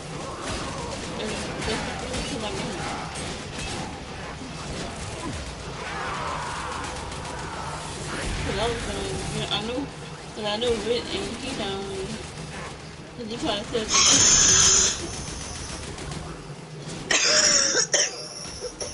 Perfect. as soon as he gets home, he gonna go get that chosen as soon as he gets home. I wonder how long he has before he can get it. It's today that his last day to get it.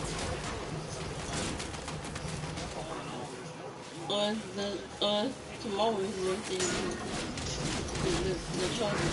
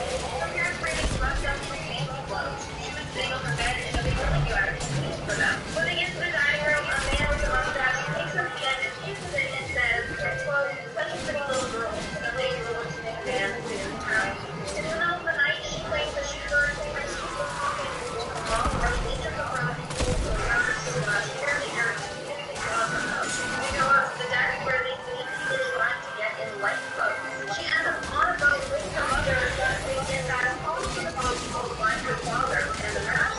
Eventually, they're stuck on the Titanic without a lifeboat. She remembers it slowly. She remembers sliding into the cold water and feeling down into the center from there and feeling with black. In our 8th class, we have this ex-boy claims that when she was 12, she started getting memories of her reading the Titanic. She states that she would often be overwhelmed by a watch of feeling and a walking sensation, as if she was on a small room on a ship. Now, one day she ended up watching a history program on the Titanic. That's when she sees clips of passengers aboard the Titanic. The woman would clearly recognize them and remember their names. Reinforcements available. Do you choose to leave now or continue fighting?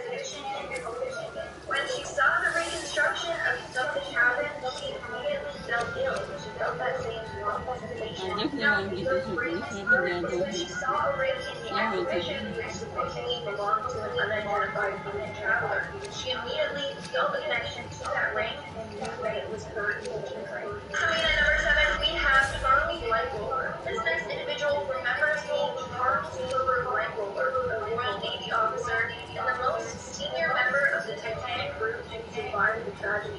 This man remembers walking down the grand staircase and seeing all the beauty abounds. He also remembers being on the Titanic's bridge. He always felt a Keep connection to the fighting. Titanic. Another opportunity to extract. Come on, dude. I need to get. I want these eggs.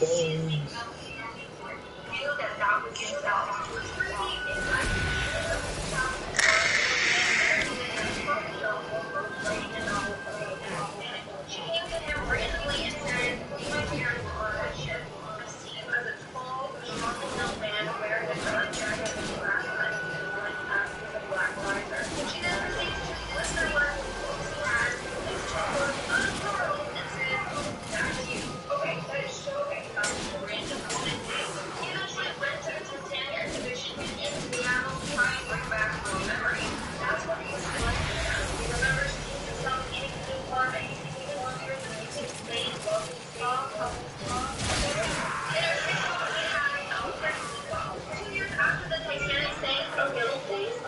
while he was growing up, he had a bunch of visions surrounding the Titanic, which led him to believe that he was on the Titanic when it sank. He claims that he remembers being a 2-year-old boy loving him with his family and his mom and his sister. When he got older,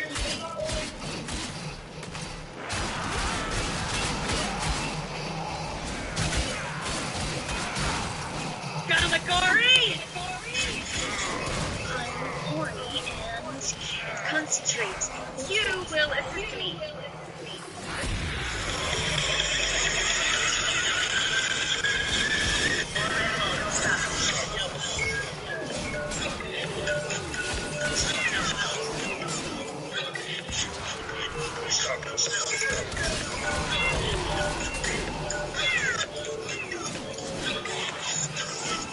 Hey guys, HDC here.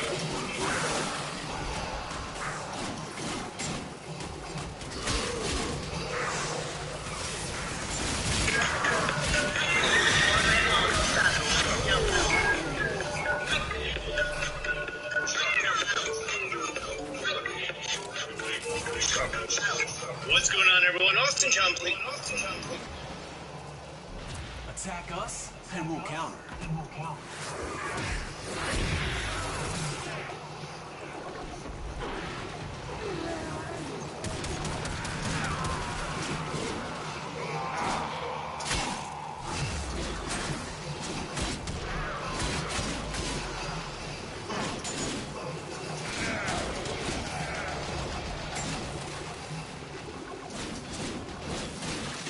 They're there as part of the lore and the world itself, which makes them really, really interesting and intriguing.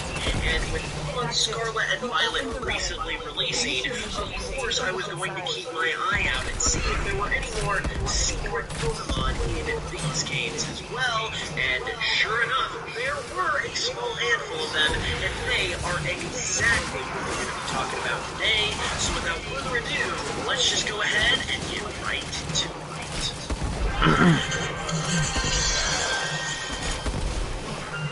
Okay, so before we go any further, I need to say that this video is going to contain spoilers for Scarlet and Violet, so if you don't want to be probably you're going to want to come back to this video later after you play the games. With that said though, the first secret Pokemon we're going to be talking about today is a huge one, and is actually hugely significant to the games themselves. And this would concern the Pokemon origin of the terastallizing phenomenon. Very late into the game, once you get to go into the Great Crater of Paldea and enter into the research labs that are within Area 0 within the crater, there is some notebooks that have been created by Professor Sada or Turo to describe the research that they've been doing into this crater and into everything that surrounds it. And in one of the notebooks it says, quote, "We've determined that this energy crystallization is linked to the being we call blank. Interlocking hexagonal plates that comprise blank's shell must somehow cause this phenomenon, which I Now we know that this Pokemon that is mentioned here is definitely a secret Pokemon that we have not seen before, not only because it's dangerous, but also because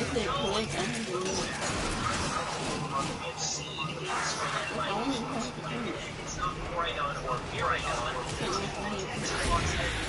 tells us that there are 6 characters in this Pokemon's name, indicating by those 6 blanks where, obviously, that doesn't fit Porygon or Miraidon, and the description of this Pokemon not only has the shell, but also the origin of the terastallizing phenomenon, doesn't mention any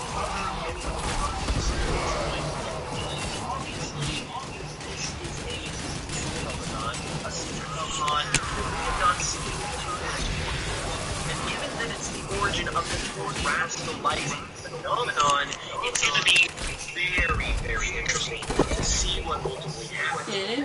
I suspect the Pokemon will get revealed in some kind of DLC, probably that will come out next year, to probably expand on not only the terastallizing phenomenon and Area 0 where it all originates, but will also probably expand on the Paradox Pokemon as well, and will just kind of increase and expand that area of the game, which is phenomenally exciting because that is probably the best part of the entire game. Knowing that it has a shell, though, thanks to the description of the notebook, there's also another Pokemon as well. Shout out to the first picking up on this himself, but on all of the rounds here where when they terastallize, there is a central gemstone that has 2 angry little eyes etched on it. And between that and this description of this terastallizing origin Pokemon, this definitely means that those eyes are in reference to this Pokemon. Their world definitely exists, but we just haven't seen it to this point, and ultimately, it's just very exciting to know that we're most likely going to see it in a DLC, which just makes me all the more excited to see what the future has in store for this Pokemon and these games. This next one isn't quite as scary as that first one, because boy oh boy did we ever start this off strongly, but it's still a bit interesting, and it concerns the Pokemon Varoom. Varoom is a little stale poison type. However, there is more to it than meets the eye, as its Pokedex entry in Pokemon Scarlet states that it's said that this Pokemon was born when an unknown poison Pokemon entered an inspirited engine left at a scrap processing factory.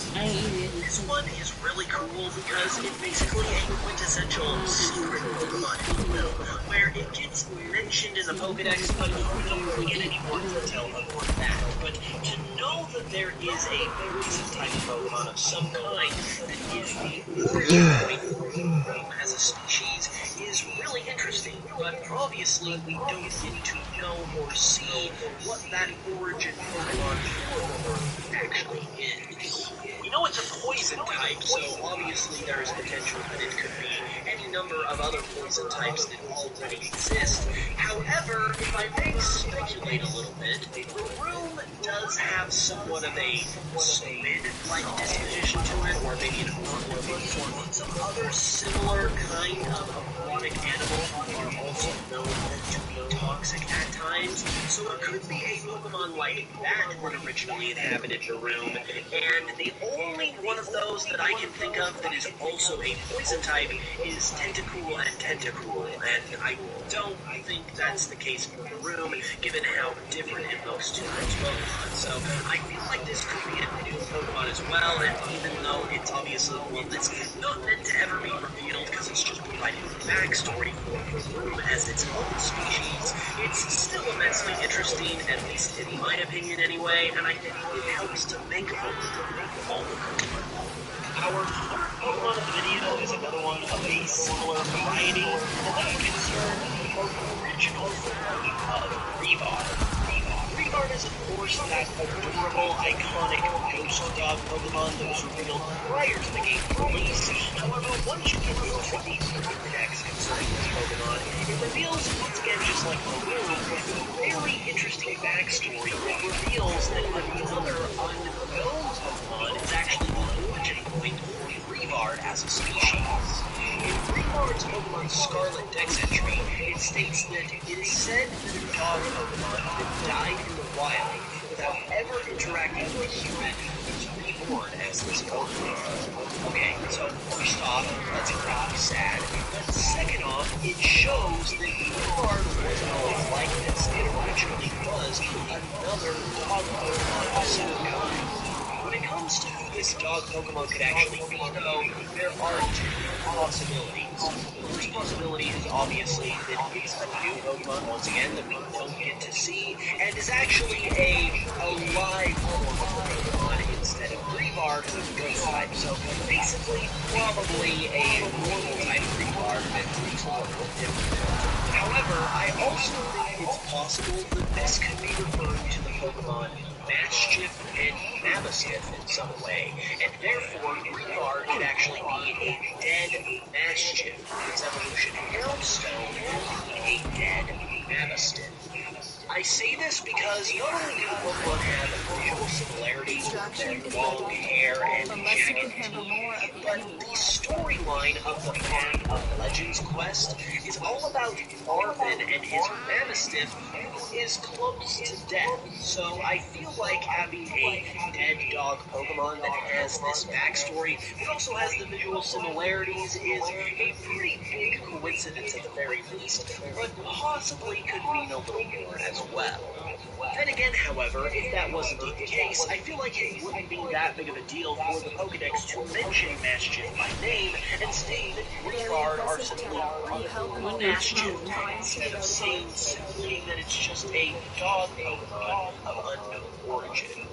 I personally am always going to be in favor of it being a new Pokemon that we haven't seen before, because that's just way more exciting, but the Maschiff Mabosstiff connection is pretty intriguing too, and adds a really cool layer of depth to this Pokemon as well. So if that's the route you would like to go, that certainly wouldn't be a bad answer to this question either.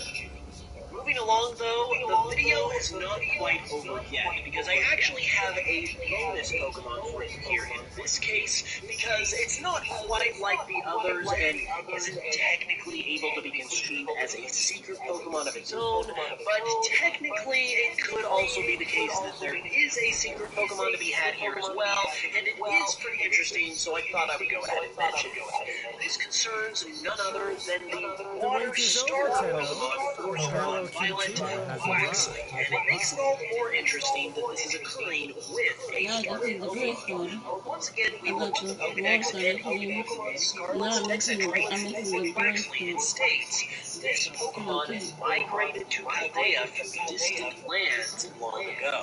The gel secreted by its feathers repels water and brine. So basically, Quaxly isn't originally from Paldea, and instead originates from somewhere somewhere else and it simply migrated its way here instead.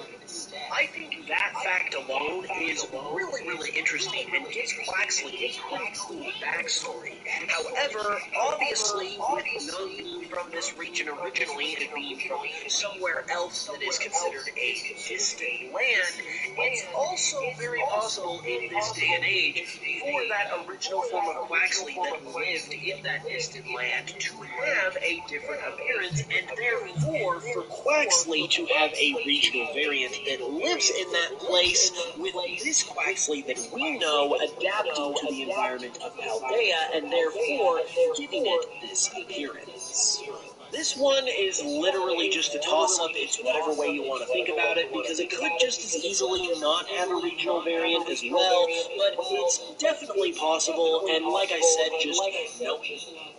Hey guys, Foxtron Prime here, and welcome to our special 10K Q&A. Thanks to all who have submitted your questions, you guys are incredible, and I'll do my best to answer as many as I can. Right, let's get right into the questions.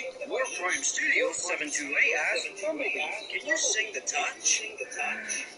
You got the touch! No! We got copyright strike. You lines straight down.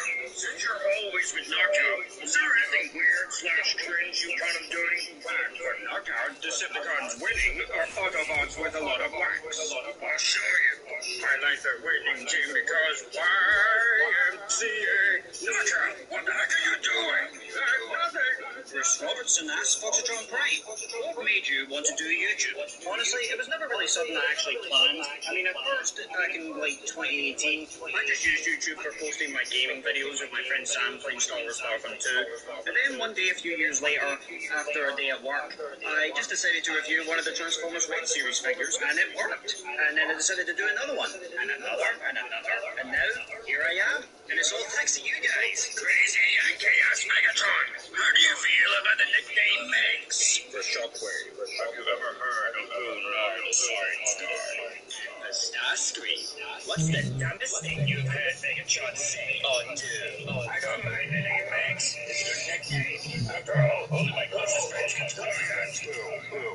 No, the scientist. Desist from the singing at once, Shockwave. Well, the dumbest thing I ever heard Megatron say was that he once said the Prime Wars trilogy was better than Prime. That's a filthy lie, you traitor. Ask Optimus Prime. Do you know what happened to Joel back in the time? I've never had a question on a paper before. Joel was killed by Shockwave in the Dark of the Moon prequel comics. Steady your ass, Megatron. What was it like working for the Fallen? Did you enjoy it, or did he make you feel that you never could have Hello, Golden Warrior. Just back from the void, I presume. I hated it. At one point, he asked me to massage his toes. Good, my master. I have returned to you. Very good, Optimus. But now, after so much time, my feet are in much need of a massage. Seriously, have you seen how many toes he had? An excellent choice. Be sure to visit again when I have new finds. Seriously, have you seen how many toes he has? He was the absolute worst. If you like that, come back next time I'm in the relay. I'll have something extra special for Yeah, you. right here. This was the very first Optimus Prime figure I ever got. Back in 2007, I was at Toys R Us and looking for an Optimus Prime figure, and they didn't have any until my mum noticed a box that was opened up on the floor, not even anywhere near the aisle. And there it was. It was Transformers Universe Optimus Prime. He came in a 2-pack with Megatron, including a DVD of Transformers Cybertron, and I absolutely loved this figure when I was a kid. And I still do. I mean, I can still transform it really quickly, just like this. Honestly, I really enjoyed this figure when I was a kid. I know a lot of people don't like it because we've got better figures now, but that doesn't matter. It was my first Optimus Prime, and he's still one of my favorite. Anton Banderas has Shockwave. Though you always know what's going on in the Nemesis, could you show us what the Viacons do in their free time? I'm about to shoot. Hey, shoots. You suck at basketball. So inferior. Why are you a fox? Well, Major, L started in 2016. One day I decided to look up what my spirit animal was, and the results came up with a fox. So that's just basically it. A fox spirit animal is just totally in with my own nature as a person, and I just like the idea of having a fox-styled transformer, so that's why I'm a fox. I'm an appreciator, a Starscream, or should I say Screamer. How do you manage to stay looking so fabulous all the time? Oh, stop, you flatter me. I don't know why I keep looking fabulous. Maybe it's because everyone loves me. In your dreams, Starscream. Shut up, Megatron. See him shoot, ask who's your favourite figure out of all your collection. While this Optimus is my oldest, he is not exactly my favourite. Honestly, in most recent years, and I really do think about this a lot, I have to say my favourite Optimus Prime is this guy right here. This is the Transformers Studio Series Premium Finish Optimus Prime, and I just absolutely love this guy. I love the paint detail, I love the design, and especially the transformation. He's just so much fun to use, and honestly, Optimus Prime is my favourite Transformer, and I just really love this figure so much. How did it feel knowing that you have the little Beetle? Someone's killed by a little pride. Wait, Beetle. How embarrassing. So much for being the bringer of chaos, Unicron. Shut up, Galvatron. Aquatron Films asks Foxatron, now that you've reached 10k, what will you be doing in the future? Just a curious question. Well, Aquatron, I just plan on continuing to make Transformers videos for you guys. I plan to continue to make more Transformers reaction videos, as well as more skits, and especially gaming videos, and I still plan on making more Transformers Resistance episodes, although I may, however, take breaks between uploads, maybe 2 or 3 times a week, just because I have a lot of things going on in my life, and I still want to deliver you guys the best content I can possibly deliver, because all of you are worth it, each and every one of you. Marcius, Megatron, would you have ever let Starscream join your Decepticon army if you knew he would try to overthrow you or kill you? Yes, all hail Lord Megatron. No, absolutely not. But then again, no one makes a better punching bag than he does. Skeleton, the Lego Cyborg. I agree on that, Megatron. Transformers movie.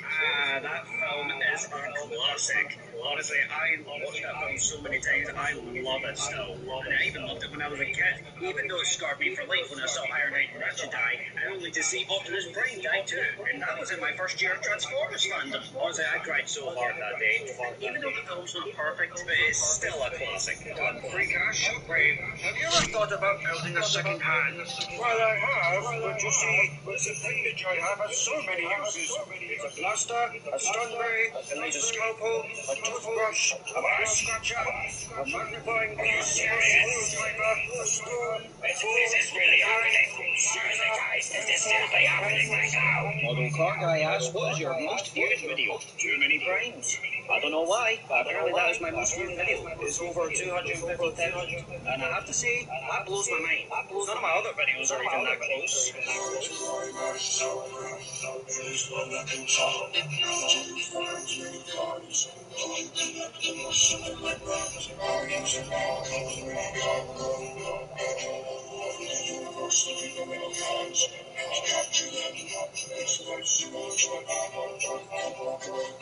Just watching YouTube as Foxatron. What's your thoughts on Earthspark so far? Honestly, the show's got potential.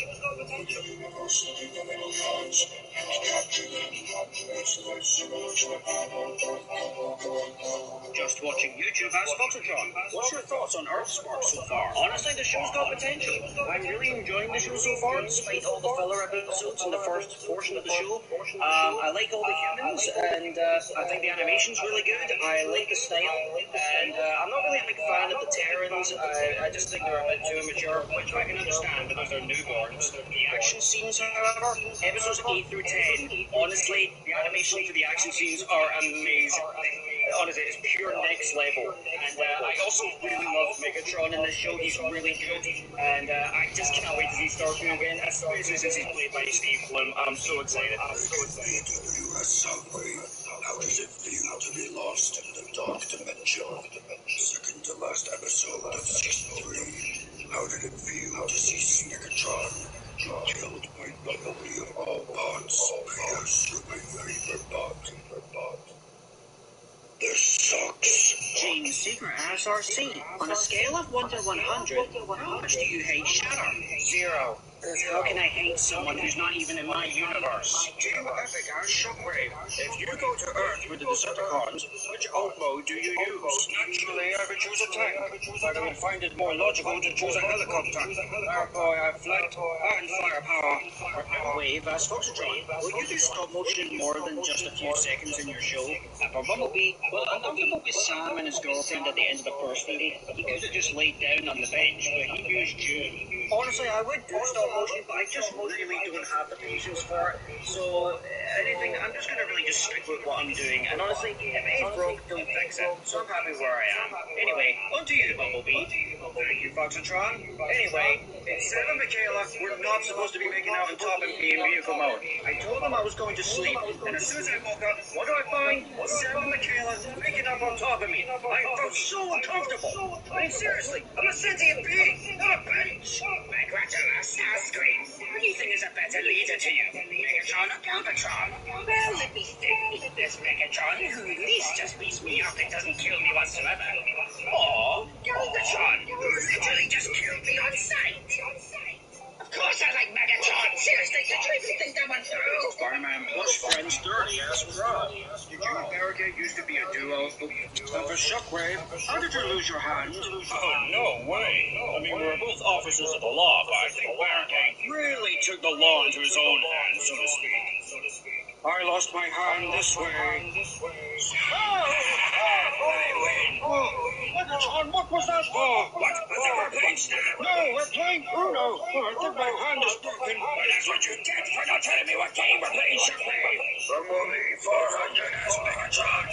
What was your reaction to Starscream getting killed by Sam Witwicky in the Transformers Dark of the Moon? I thought it was hilarious.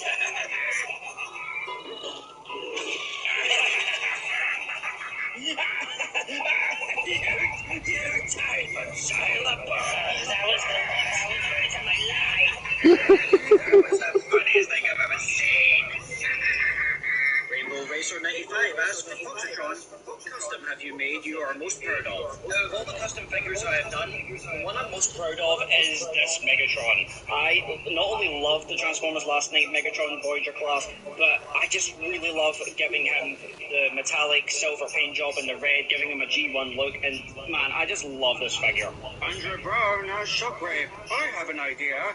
Make a regrow device so you will be back to normal size. Well, I did try that, and, well, my goodness, Shockwave, you're bigger than a set. Shrink down right now. I don't know how. Linecrafter as Foxtron. What microphone setup do you use for your videos? Because the quality of your content, visuals, and sound are superb.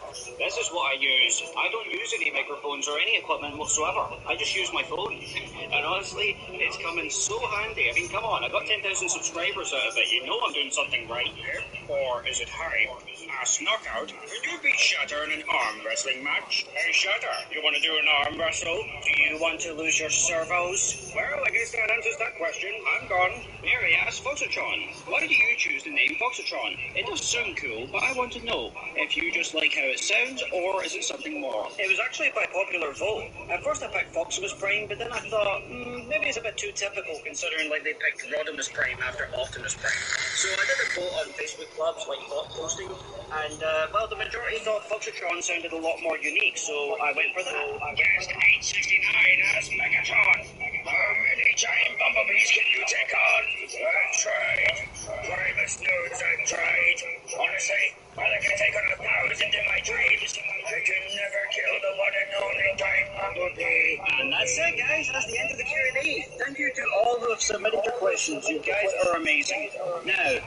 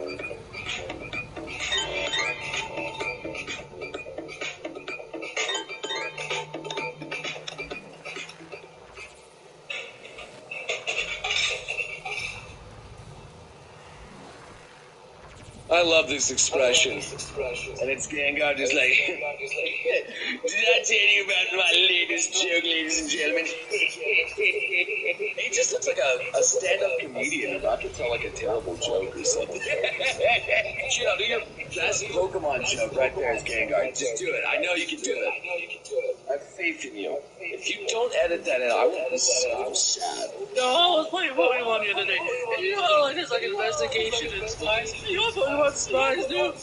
They Pikachu. Ah, so funny. I know, it's hilarious. I'm telling you. Okay, hey, no. Actually, you know what? No, I'm going to tell you how to talk about a bird Pokemon. Why? I feel like it's too far-fetched.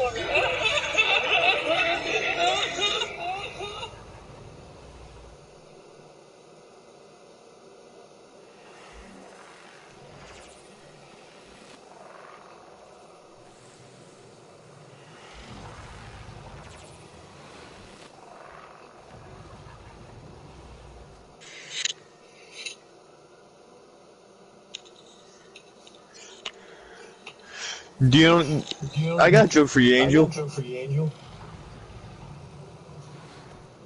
Angel, I got a joke for you.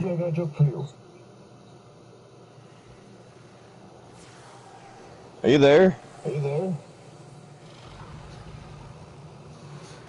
Yeah, she probably fell asleep.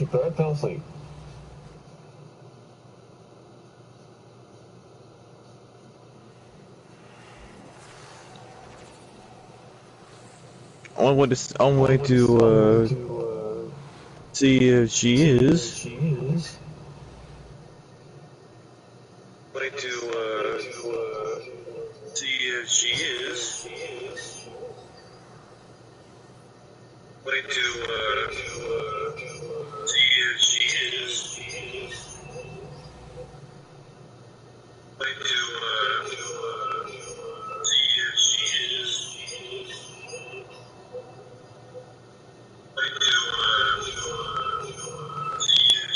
is.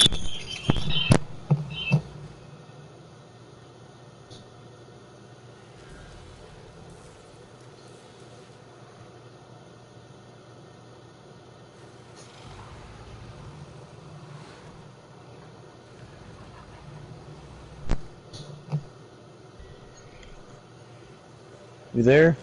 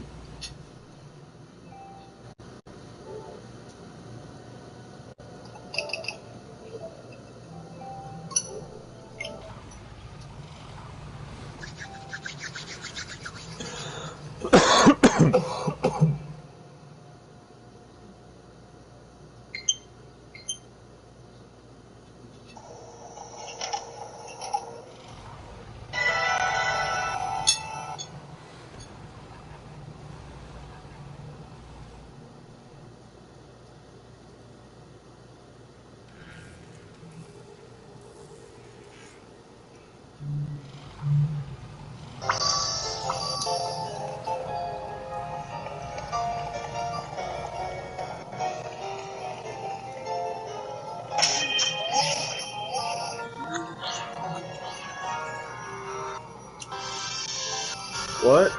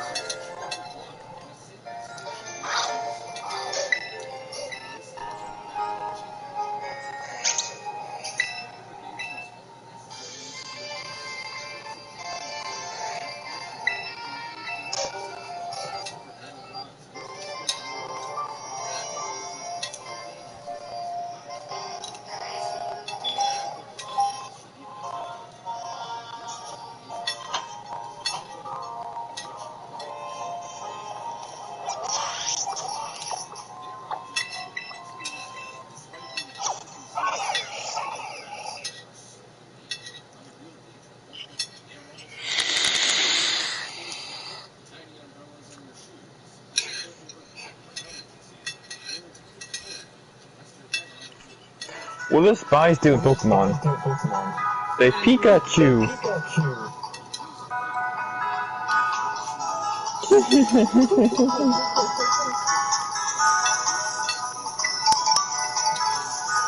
Oh, last night, they're still event Pokemon. They got other event Pokemon going on too. Last night I caught a Dragon type Mimikyu.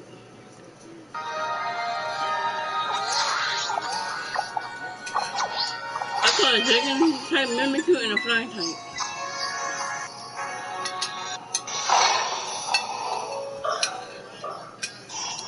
He was knocked out. I kept calling for you because there was a 5-star raid. The Dragon type was a 5-star. It was a 5-star Mimikyu. And I kept calling last night. You was knocked out.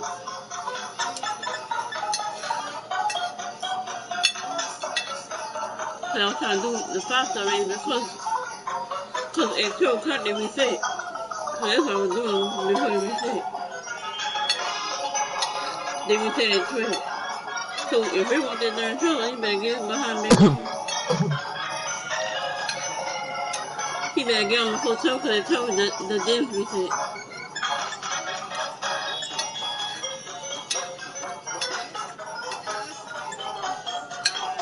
Even if Zero can't get on him, me, you, and Rich better do it together. So last night, before the dance reset, I did it on my own. So me, you, and him shouldn't have a problem. Because if I did it with NPCs, then me, you, and Rich shouldn't have a problem with it. Of course, the other thing is when a player gets knocked out, the time decreases. I think that's how we had so much trouble because we kept getting knocked out. But when I did with NPCs, it wasn't so much trouble because the NPCs doesn't count towards the time.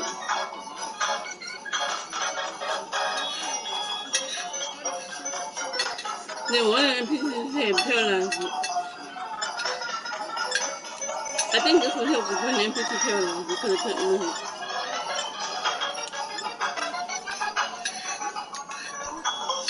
It was paralyzed and confused at the same time.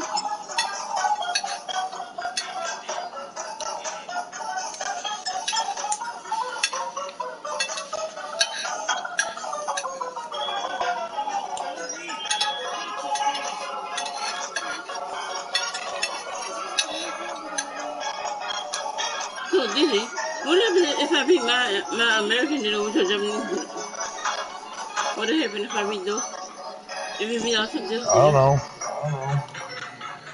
Does it if I beat, could it make another Japanese Ditto or no? Yeah.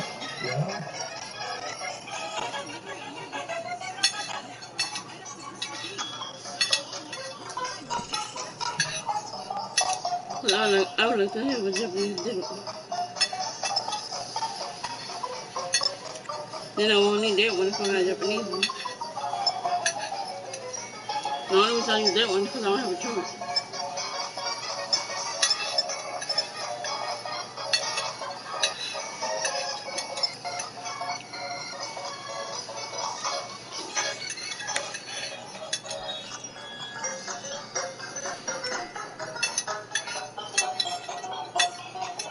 But first I need to reboot my game because the game glitched. And I saw a doggone, and I ran into an invisible Pokemon. And I think you wanted to open when you have the game open too long. I couldn't see it with the invisible Pokemon. Yvonne has a light, which makes collecting it subtle tidbits. Picnics cannot. We don't have to think about that. My target was a shiny Paldean Wooper. So to start this hunt, I need to empty my party and only have my Wooper and Ditto. Now you need to set up a picnic. Picnics cannot be done in towns, in the water, obviously, though honestly, I would do it if I could, or on very slanted ground. So keep that in mind when picking a spot. Now that you've started a picnic, eggs will appear randomly over time in the basket. But you can make them appear more frequently with the power of food. Making sandwiches with an egg power of 2 is ideal for getting more eggs more quickly. My go-to is the Great Sweet Sandwich. The ingredients required to make this sandwich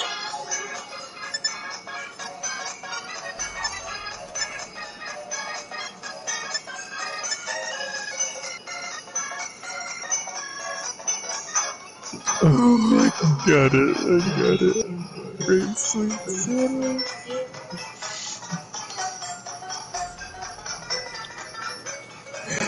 No, I got the sandwich. Wait, you made a sandwich?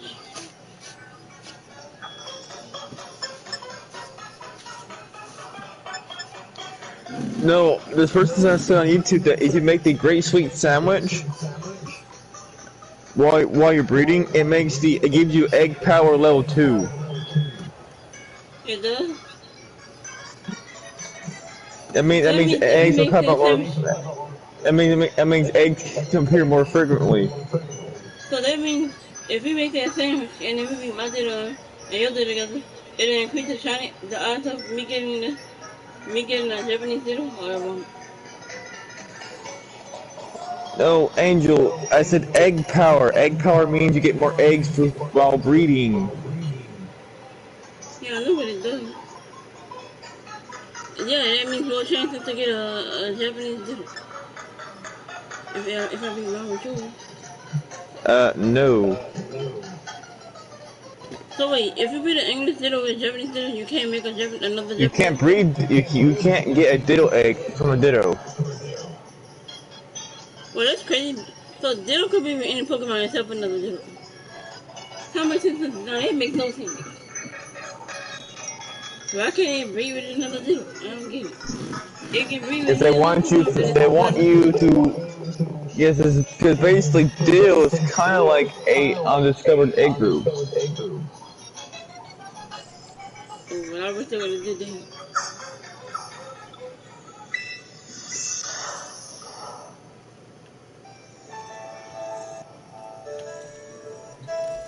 I got everything that I want. Ah, I can see you're no stranger to the finer Put the things. voice reading.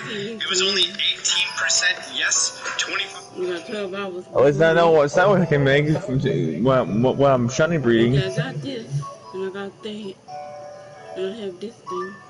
I'm going to explain the American teen comedy film called Shorts, released in 2008. About a wishy-washy group of kids who do all sorts of crazy stuff with it. Let's begin. This must be some kind of decoration.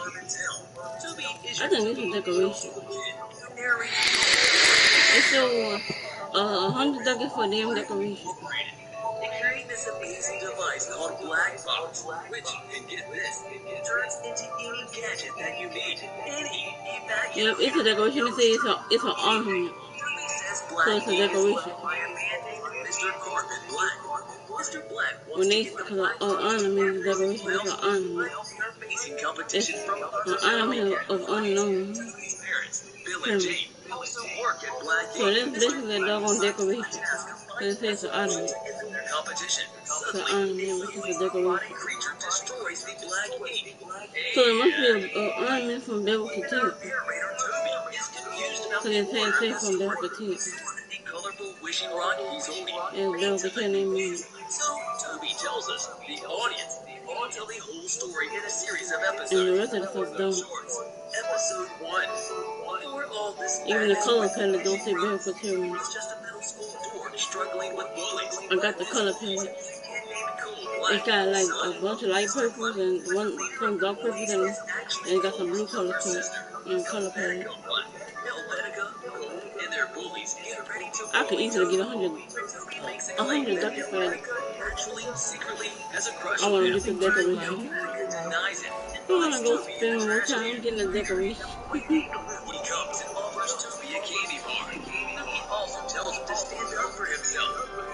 Some people probably will say that for Mr. Time, doing it for a decoration. I want to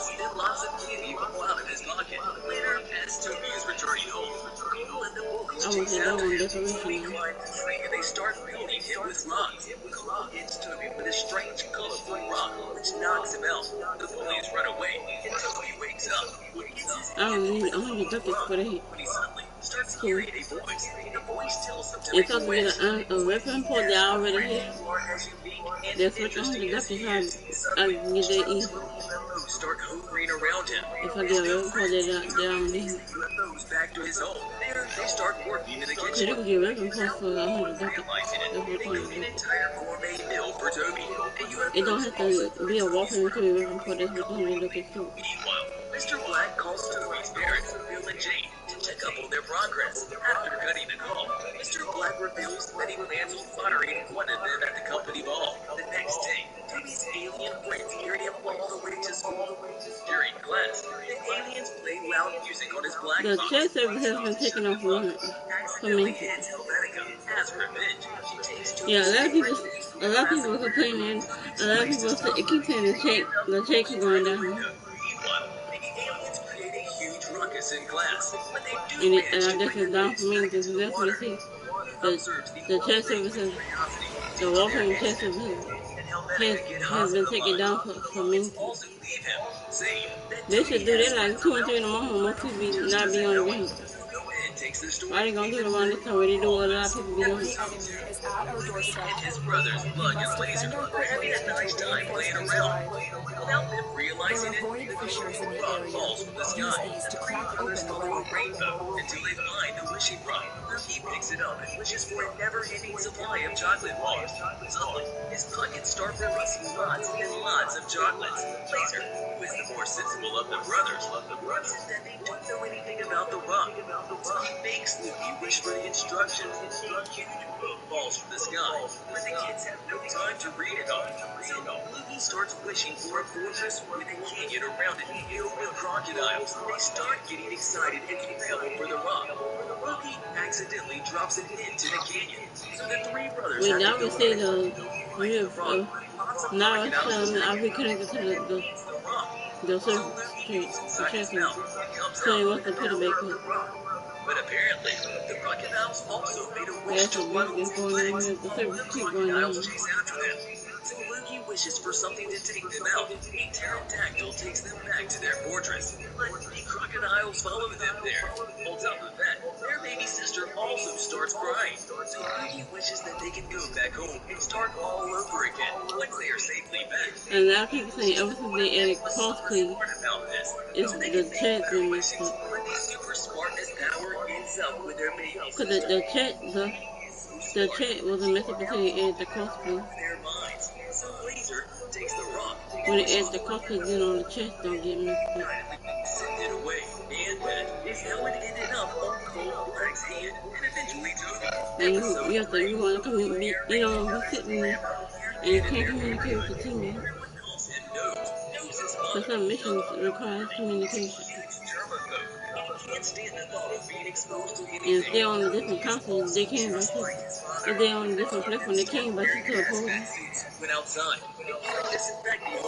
Unless you use Discord, it's only be talking if they're on Discord.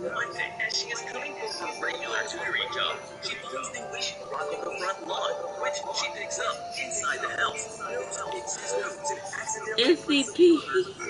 Somebody's name. There's a player named SCP.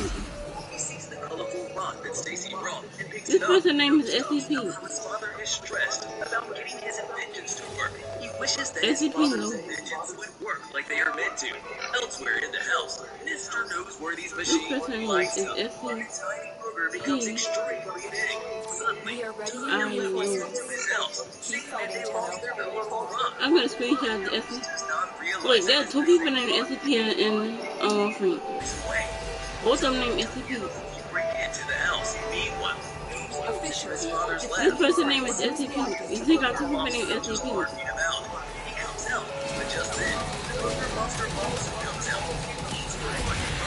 That's funny. Please name me. People literally naming me some SCP.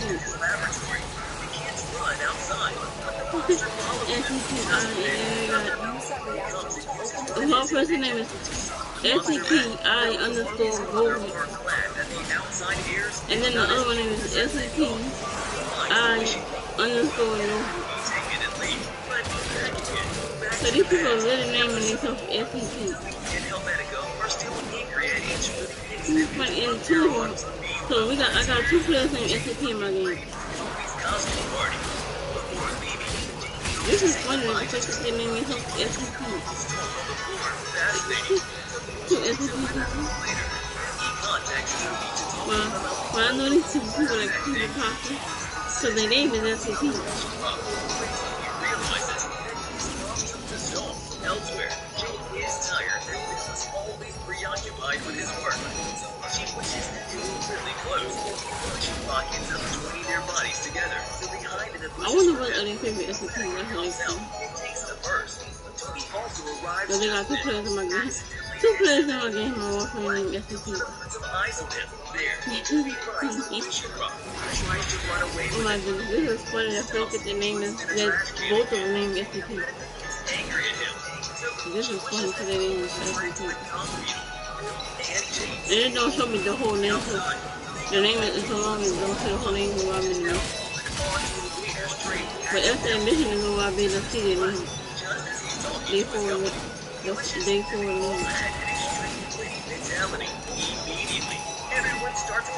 I mean, both on places. Both SCP put on places. So they got the PlayStation symbol with their name. That's how I know that they're on places. Listen to her, Mr. Black. Grows a pair of large ears.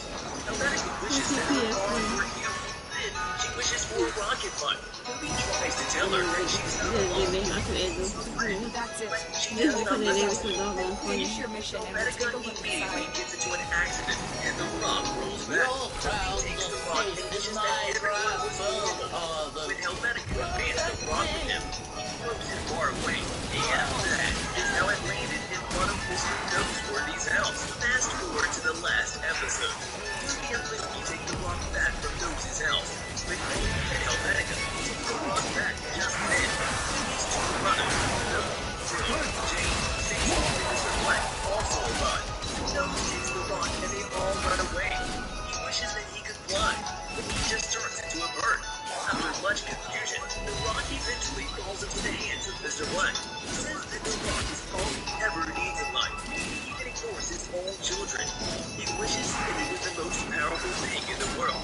So a black box starts encasing him in pocket of Iron Man style, turning him into the most powerful creature on Earth. Oh my goodness, looking at the doggone name made me want to watch SCP videos. Because I'm sitting here with two people named SCP.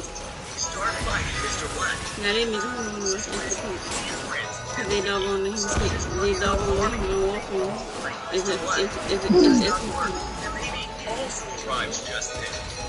It's funny the fact that I belong to two places at the same with the SCP name. Both of them are SCP. One of them is Nova, and the other one is Blue. I can't see like the four. I can just see 40, so it might not be blue at all. But I can see one of them is Nova. That's funny, SCP_Nova. And then the other one, his name is SCP. I_Gold. No, fake SCP name is SCP. They put it over on point. Environmental friendly green instead of black. He and Bill are now good friends. Bill and Jane also. At the end of the mission, when they decide to explain, it's gonna show their full name. And doing the mission, it's not showing the full name. Thanks for watching.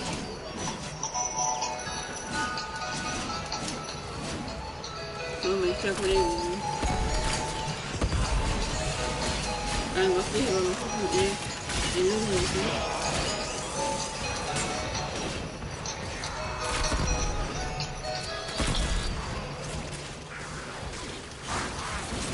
I texted Zero, see if he was on, and no response yet. He might not be on yet. What about me?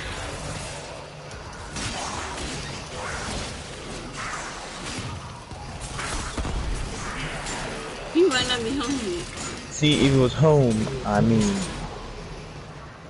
Zero might not be home, he might be still in the hospital. See if he was home.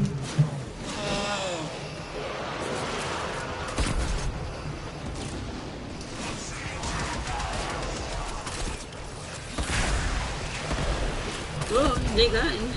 Well, really everything else. Because the dancer said it too.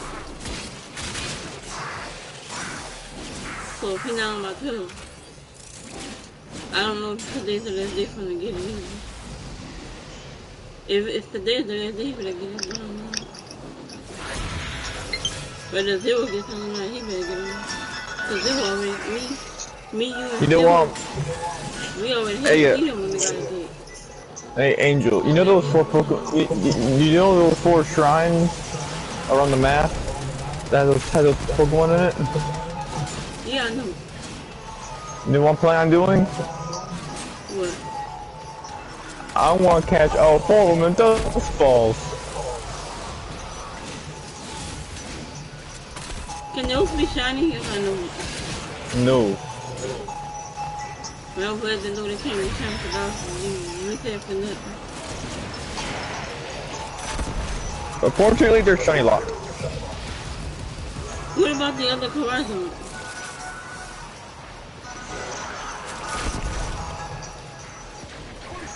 Is the other Corazon shiny locked too?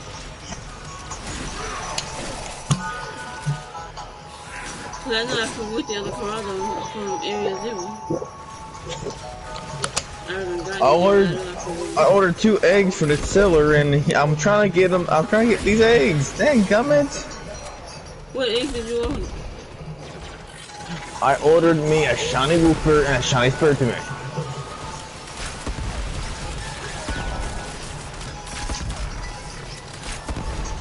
You know when they pop out in Mexico? As soon as we get on there, ready to do the Charizard thing, then that's when they gonna do it. Leave now or continue fighting. Honestly, I don't know why Red is a big hurry to get this Charizard. I don't see why. He can. If he really wants a Charizard, we could just breed him in. We could just simply breed him a freaking Charmander egg. But he don't think he wanna be going from the event. And all he has to do is just give it 50, change his hair type to Dragon type. Okay, it's SCP-5 they all want to leave. That's the last of them. Objective is secure. Let's I'm leaving for the SCP person. Honestly, they don't name it SCP. Honestly, if Spiritomb learned Dragon Pulse, then I would seriously change his hair to the Dragon type. That's funny. SCP board and SCP Nova. It's SCP I, and then they got an underscore. Both of them got an underscore. So they must be together. Both of them must be friends or something. Cause both of them got an SCP I, and then they got an underscore. One of them is Nova and the other one is Bold.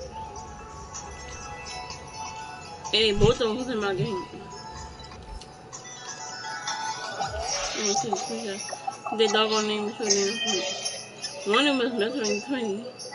SCP board is he Messering 22, the other guy is 16. It's just so doggone funny that their name.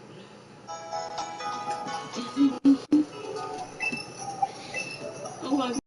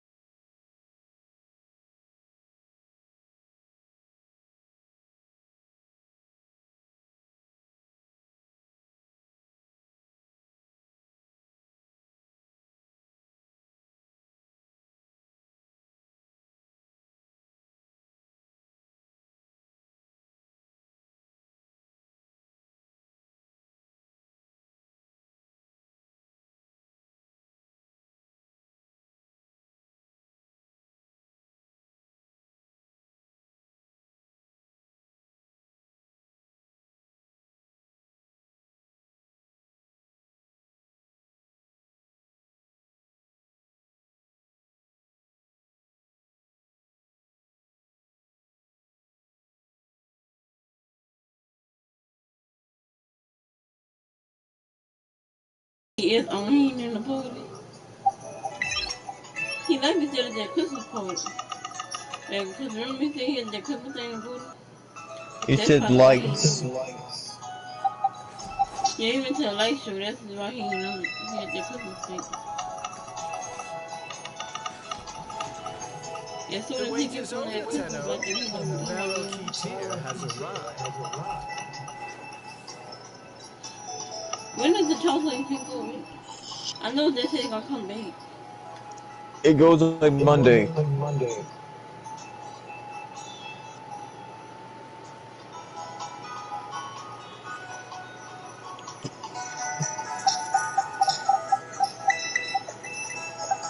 And last night when I did the one that was for yesterday, I didn't get her to look at it. So I guess it's random what you get.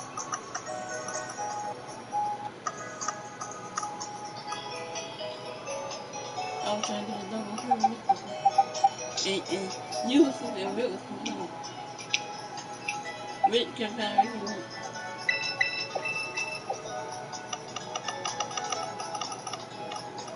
And I know why he was trying to wake you up. Because he wanted to get that chocolate.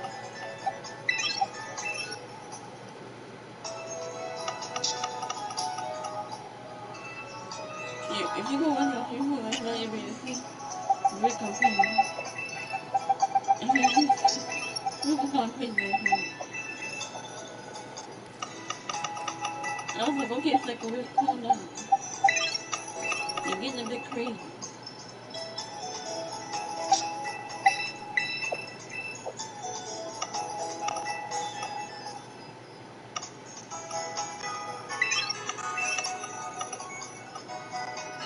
If you're wondering what I'm doing, I'm sorting my boxes right now. Yeah, but he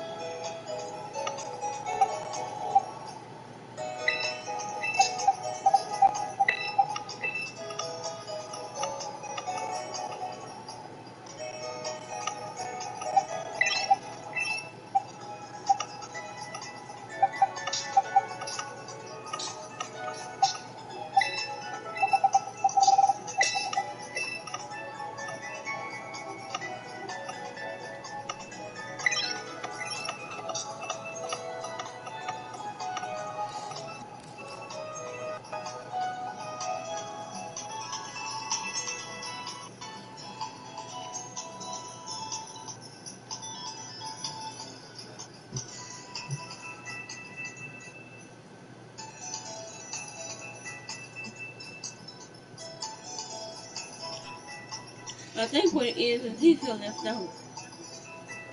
That's what the thing is, he feel left out because all of us got one and he don't. I wonder if Katrina got one. Because if she got one, it's really gonna make him feel left out. If she got one.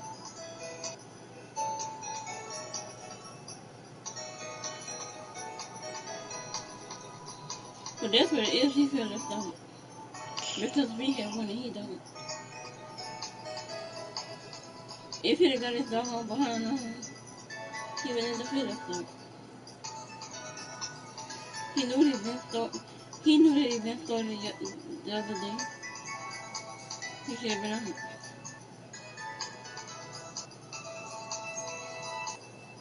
He won't get on. He won't wait till this about almost 9 o'clock at night to get on. He needs to. He always gonna get on late. And then when he miss out on something, then he get mad. But he do that to his own self when he get on late. Ain't nobody else doing it to him. He doing it to himself. He gonna miss on the whole lot. He gonna miss out on a whole lot of events if he keep getting on late like that. It's gonna be more than the trouble. He gonna miss out on a whole lot of things because he wants to get on. When by the time he get on, it be over time for you to go to bed. By the time he get on,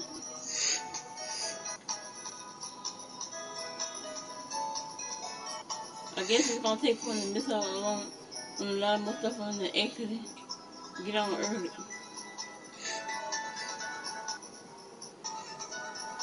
and complaining about, and his complaining is not gonna bring the event back. He needs to do that because one day it's gonna be a one-time event, and he gonna miss out on it because it gets on too late.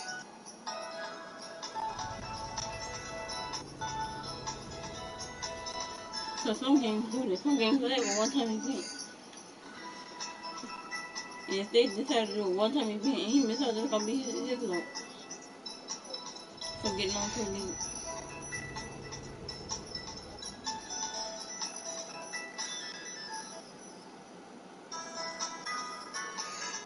And can't nobody make him get on early. That's on him. That's up to him to get on early. Instead, he lets to get on when it's almost 10 o'clock at night. And then when he miss out on his event, he complain.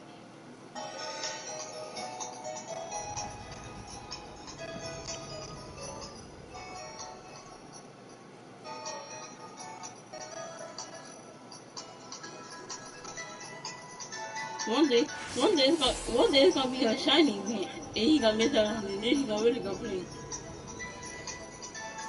That's because he wants to get on all this. One day they're gonna have a shiny event, and he gonna miss out on it because he gets on so late.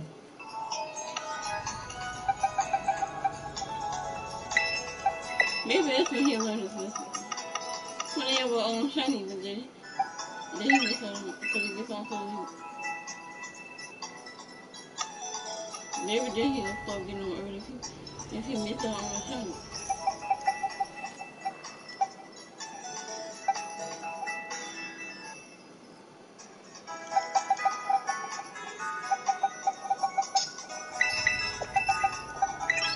And he had to call me go ahead, but he go ahead too.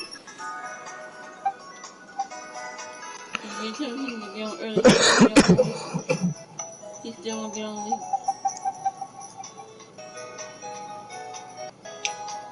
And that's what a hard-headed person do, they don't listen.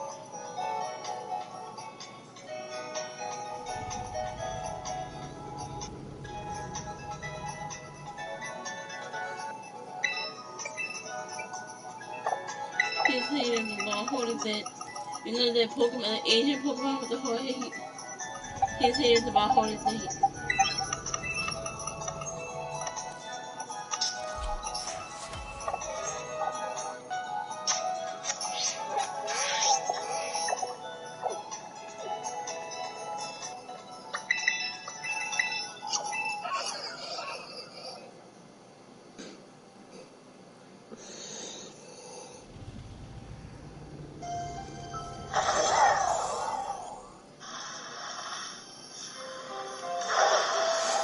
That's so cute.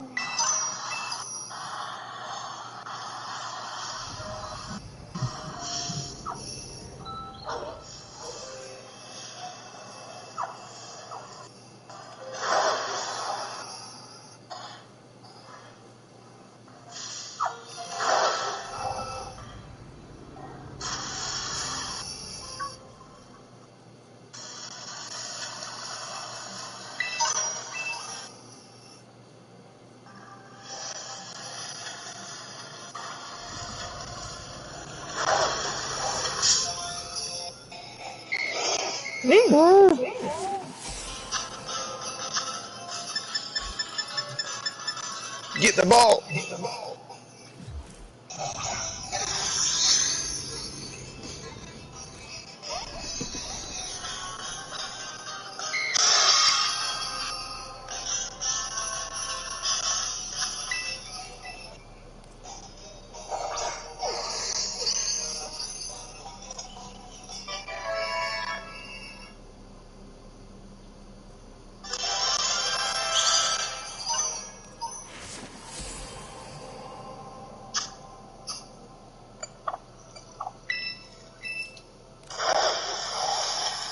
Dude, you're mine.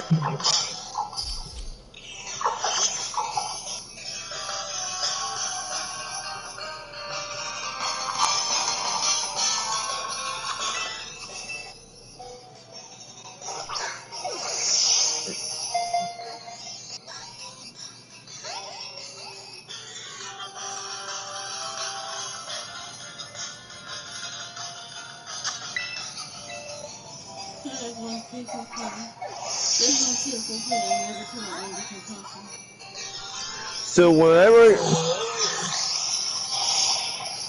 are you seriously use Memento? Oh my god, it's fainted.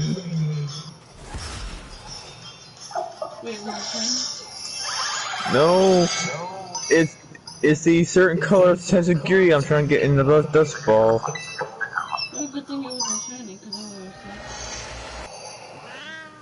It was a yellow. It was the yellow form too when I was trying to catch in the dust ball. Compromised. Defend the cargo until reinforcements arrive. You. I see you again. Watch out. I'm detecting void fishes. But you're not female, so no, you go away. Found official. Look out for reactant.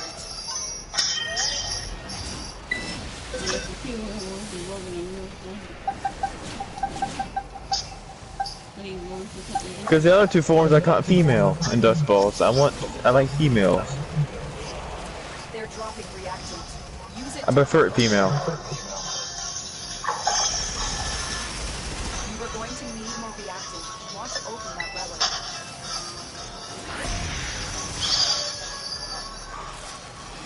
Yeah, but can we get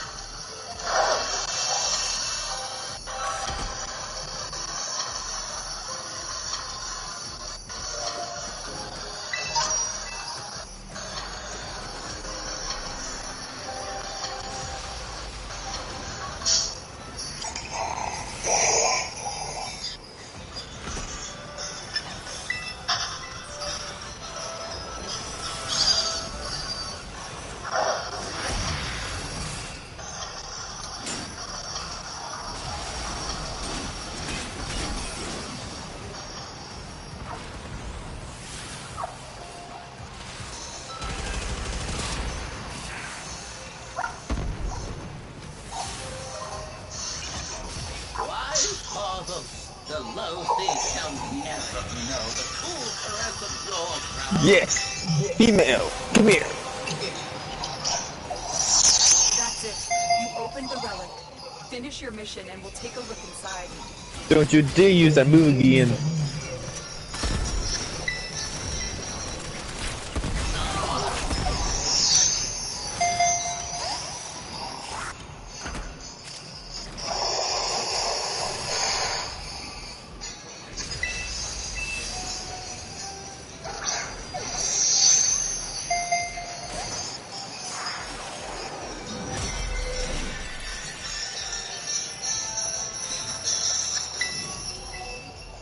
Let's go on the offensive.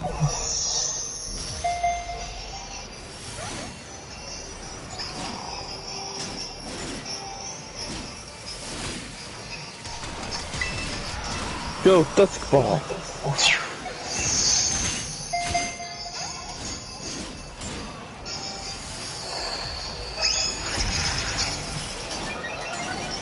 And before I catch those four Pokemon on the shrine, I want to stock up on dust balls.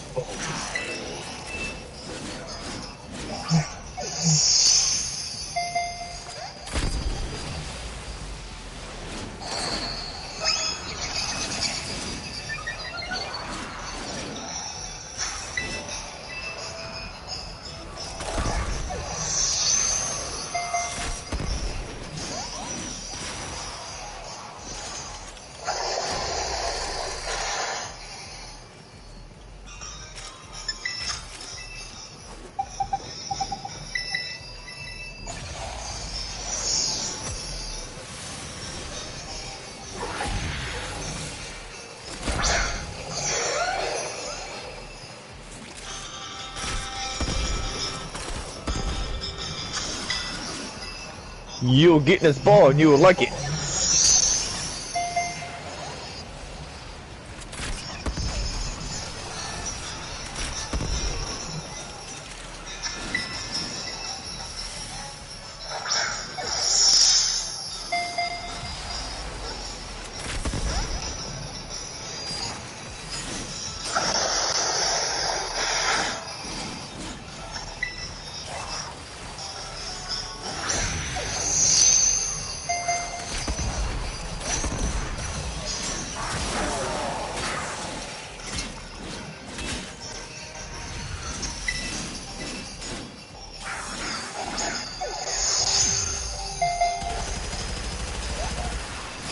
Come on, give me a critical capture.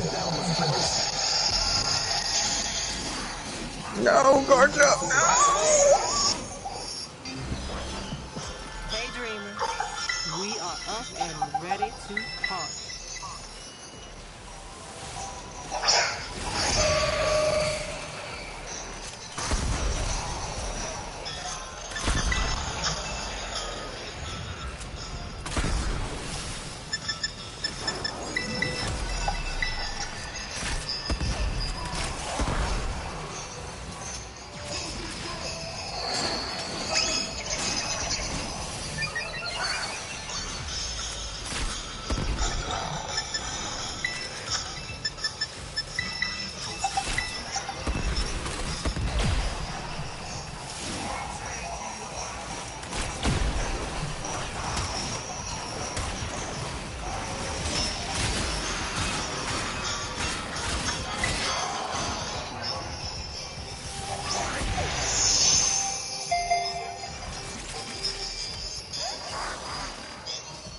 You will be caught.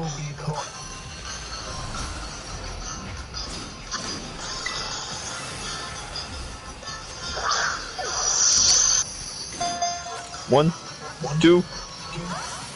I want 2 shakes.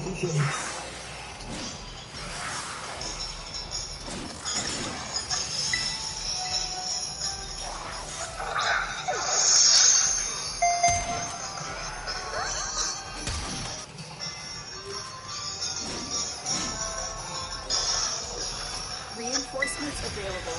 Do you choose to leave now or continue fighting?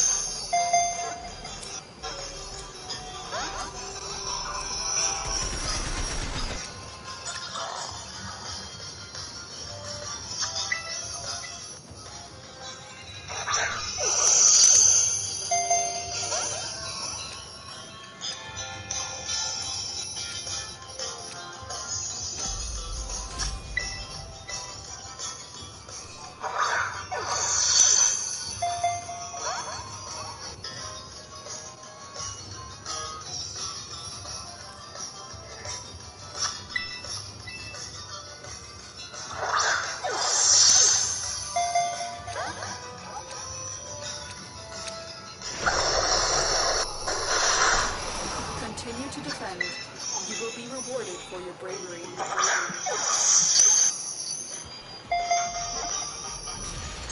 Finally! You stay in the damn vault.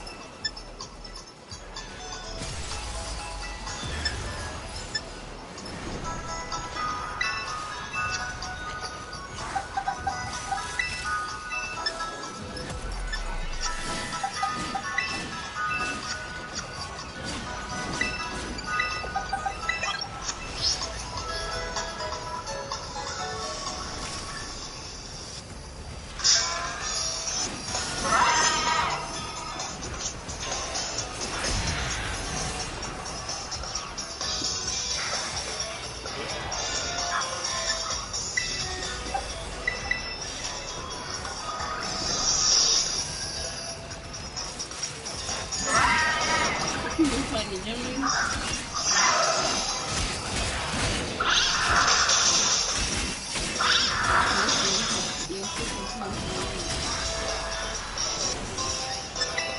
gotta fight the gym leader first, man.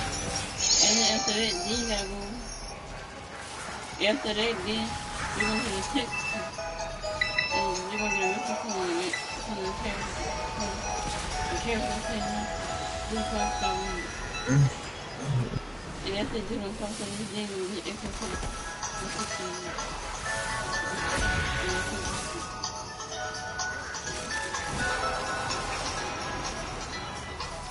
The relic has been cracked open. Finish your mission to find out what's inside.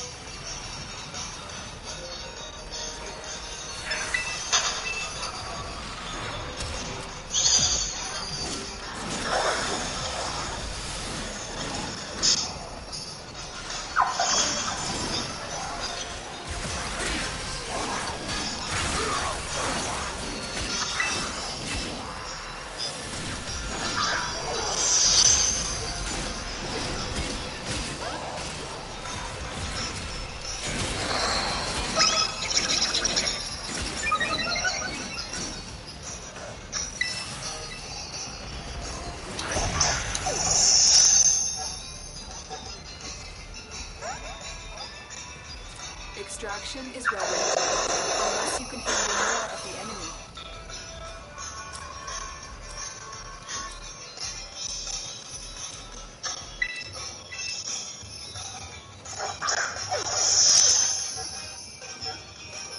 Oh, I'm taking it. There is a 7-pound port. There is a voltage port. 7 pounds has voltage for you. I think I'm about to straight. I just got a double voltage port. Yeah, one of them players had a 7-pound port. And of course I took the 7-pound port. I took the 7-pound port. That's a voltage Warframe. We're gonna go build it.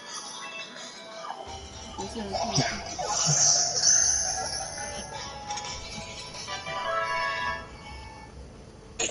Yep, I just got a 7-pound system.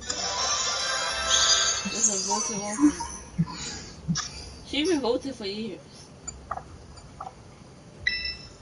Because I had got her back on here. I had got her on Xbox before she got voltage. And she been voltage for years. I got her on Xbox, I got Nick's, and I got Warframe on Xbox. I don't know what other ones I have because I haven't looked to see which other ones I have. But I'm finna leave the relay and go build this doggone Warframe. The other part.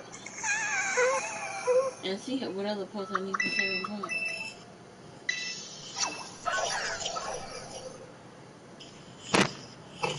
And I know I didn't have that because when you do a mission and you get a part you already have, it'll have a number next to it. If it don't have a number, it'll say that means you already. That means you had it at one point, but then you got rid of it. Or you used it. If it say but if it don't have nothing about it, that means a part you already. And that was the part that I didn't have.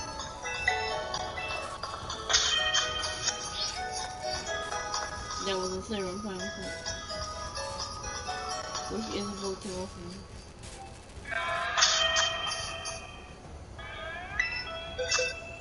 I think she been voltage for years. I'm gonna ask her if you know how long ago when 7 pounds got voltage. I wonder if he would know.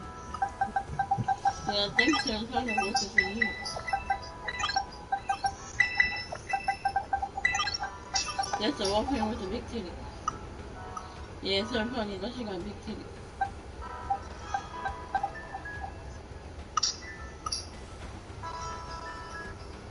Yeah, 7 pounds is a female.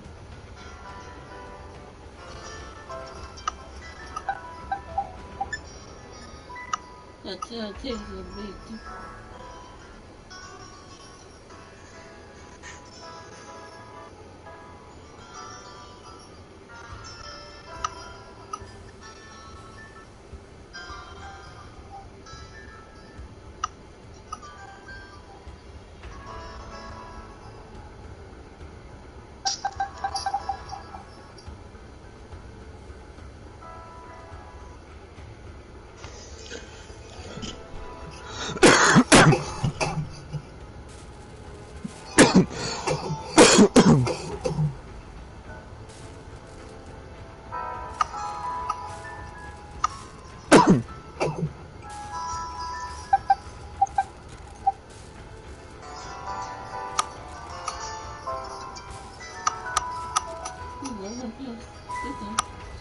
It's got 6,000. No, if it's I better be on the regular time. That's a new. Regular time is a new. Nick's is a female. And 7 is a female. And 7 is the one with the big teeth.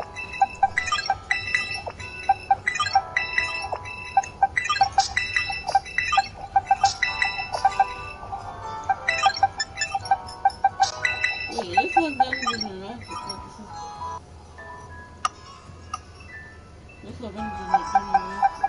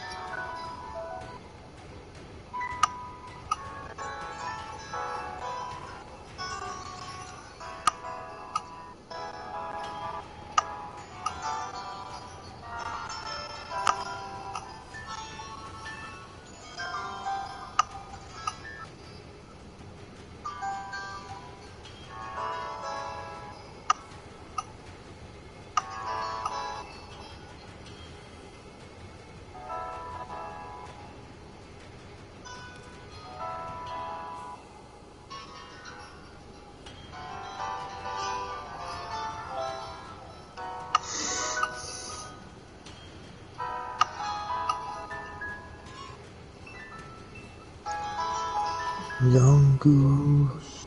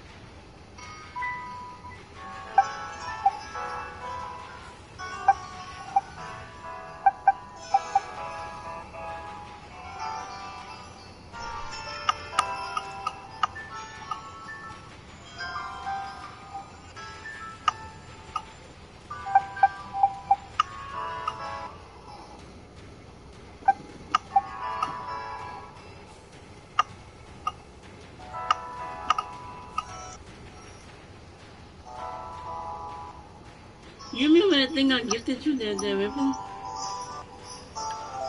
Yeah. I got the. I had the pound version of it. I just need more. I just need the handle for it. I just gotta find the doggone handle to do it.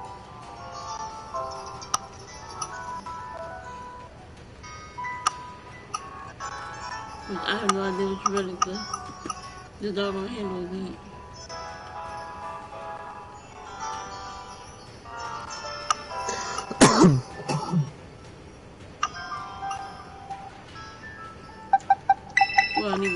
for the deck cube. And I need 2 more posts for to carry your part. So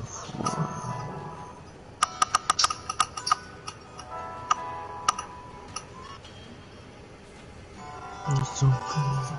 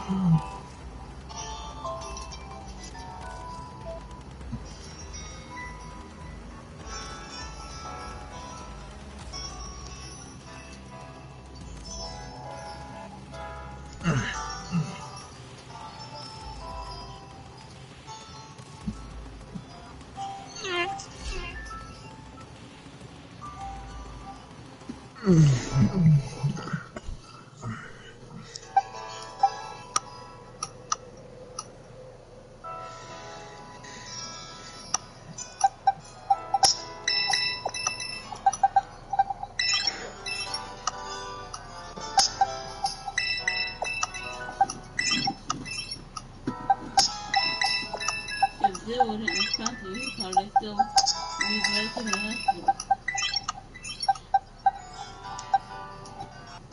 He might be still at the hospital. Permission to board granted. If he's in the hospital, he's relatively clean.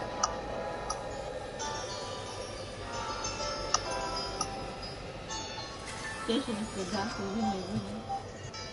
Because the doctor will go over if he able to leave or if he's stuck, how long he's gonna be stuck there for. How long the relative gonna be stuck there. It all depends on what's wrong with the relative. That's gonna determine how long the relative will stay in the hospital. It depends on what happened to the relative. Like if it's something serious, he could be in, and a relative could be in there for months. It just depends on what the issue is. That determine whether the person leave the hospital or whether they stay for a long time. But some people stay in there for months. It depends on what the illness is. The wait is over, Tenno. Barrel Key Tier has arrived.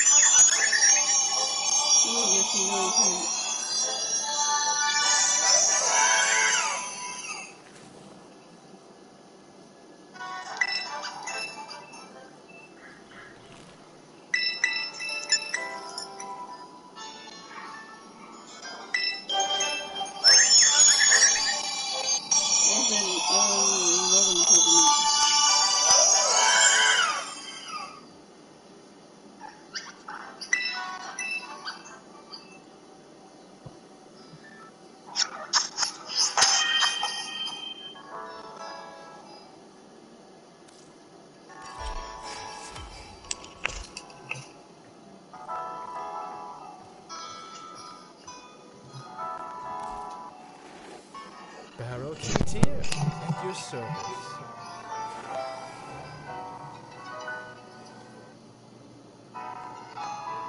Okay then.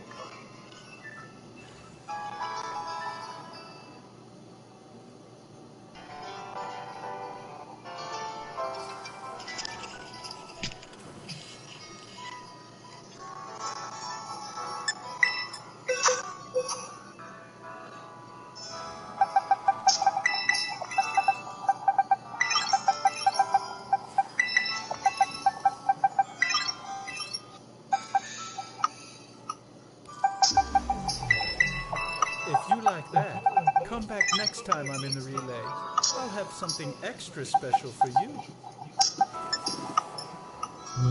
Bro.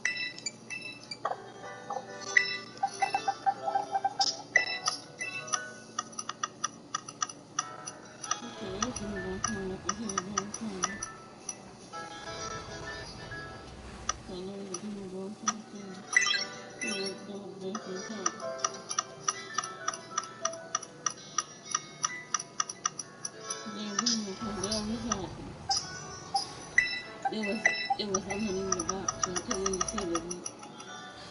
But I knew it was around because I could hear the dog and give me food quick. So I knew the car was around because I could hear the dog. Car making a noise. If the car didn't want to be silent, it couldn't even made a noise.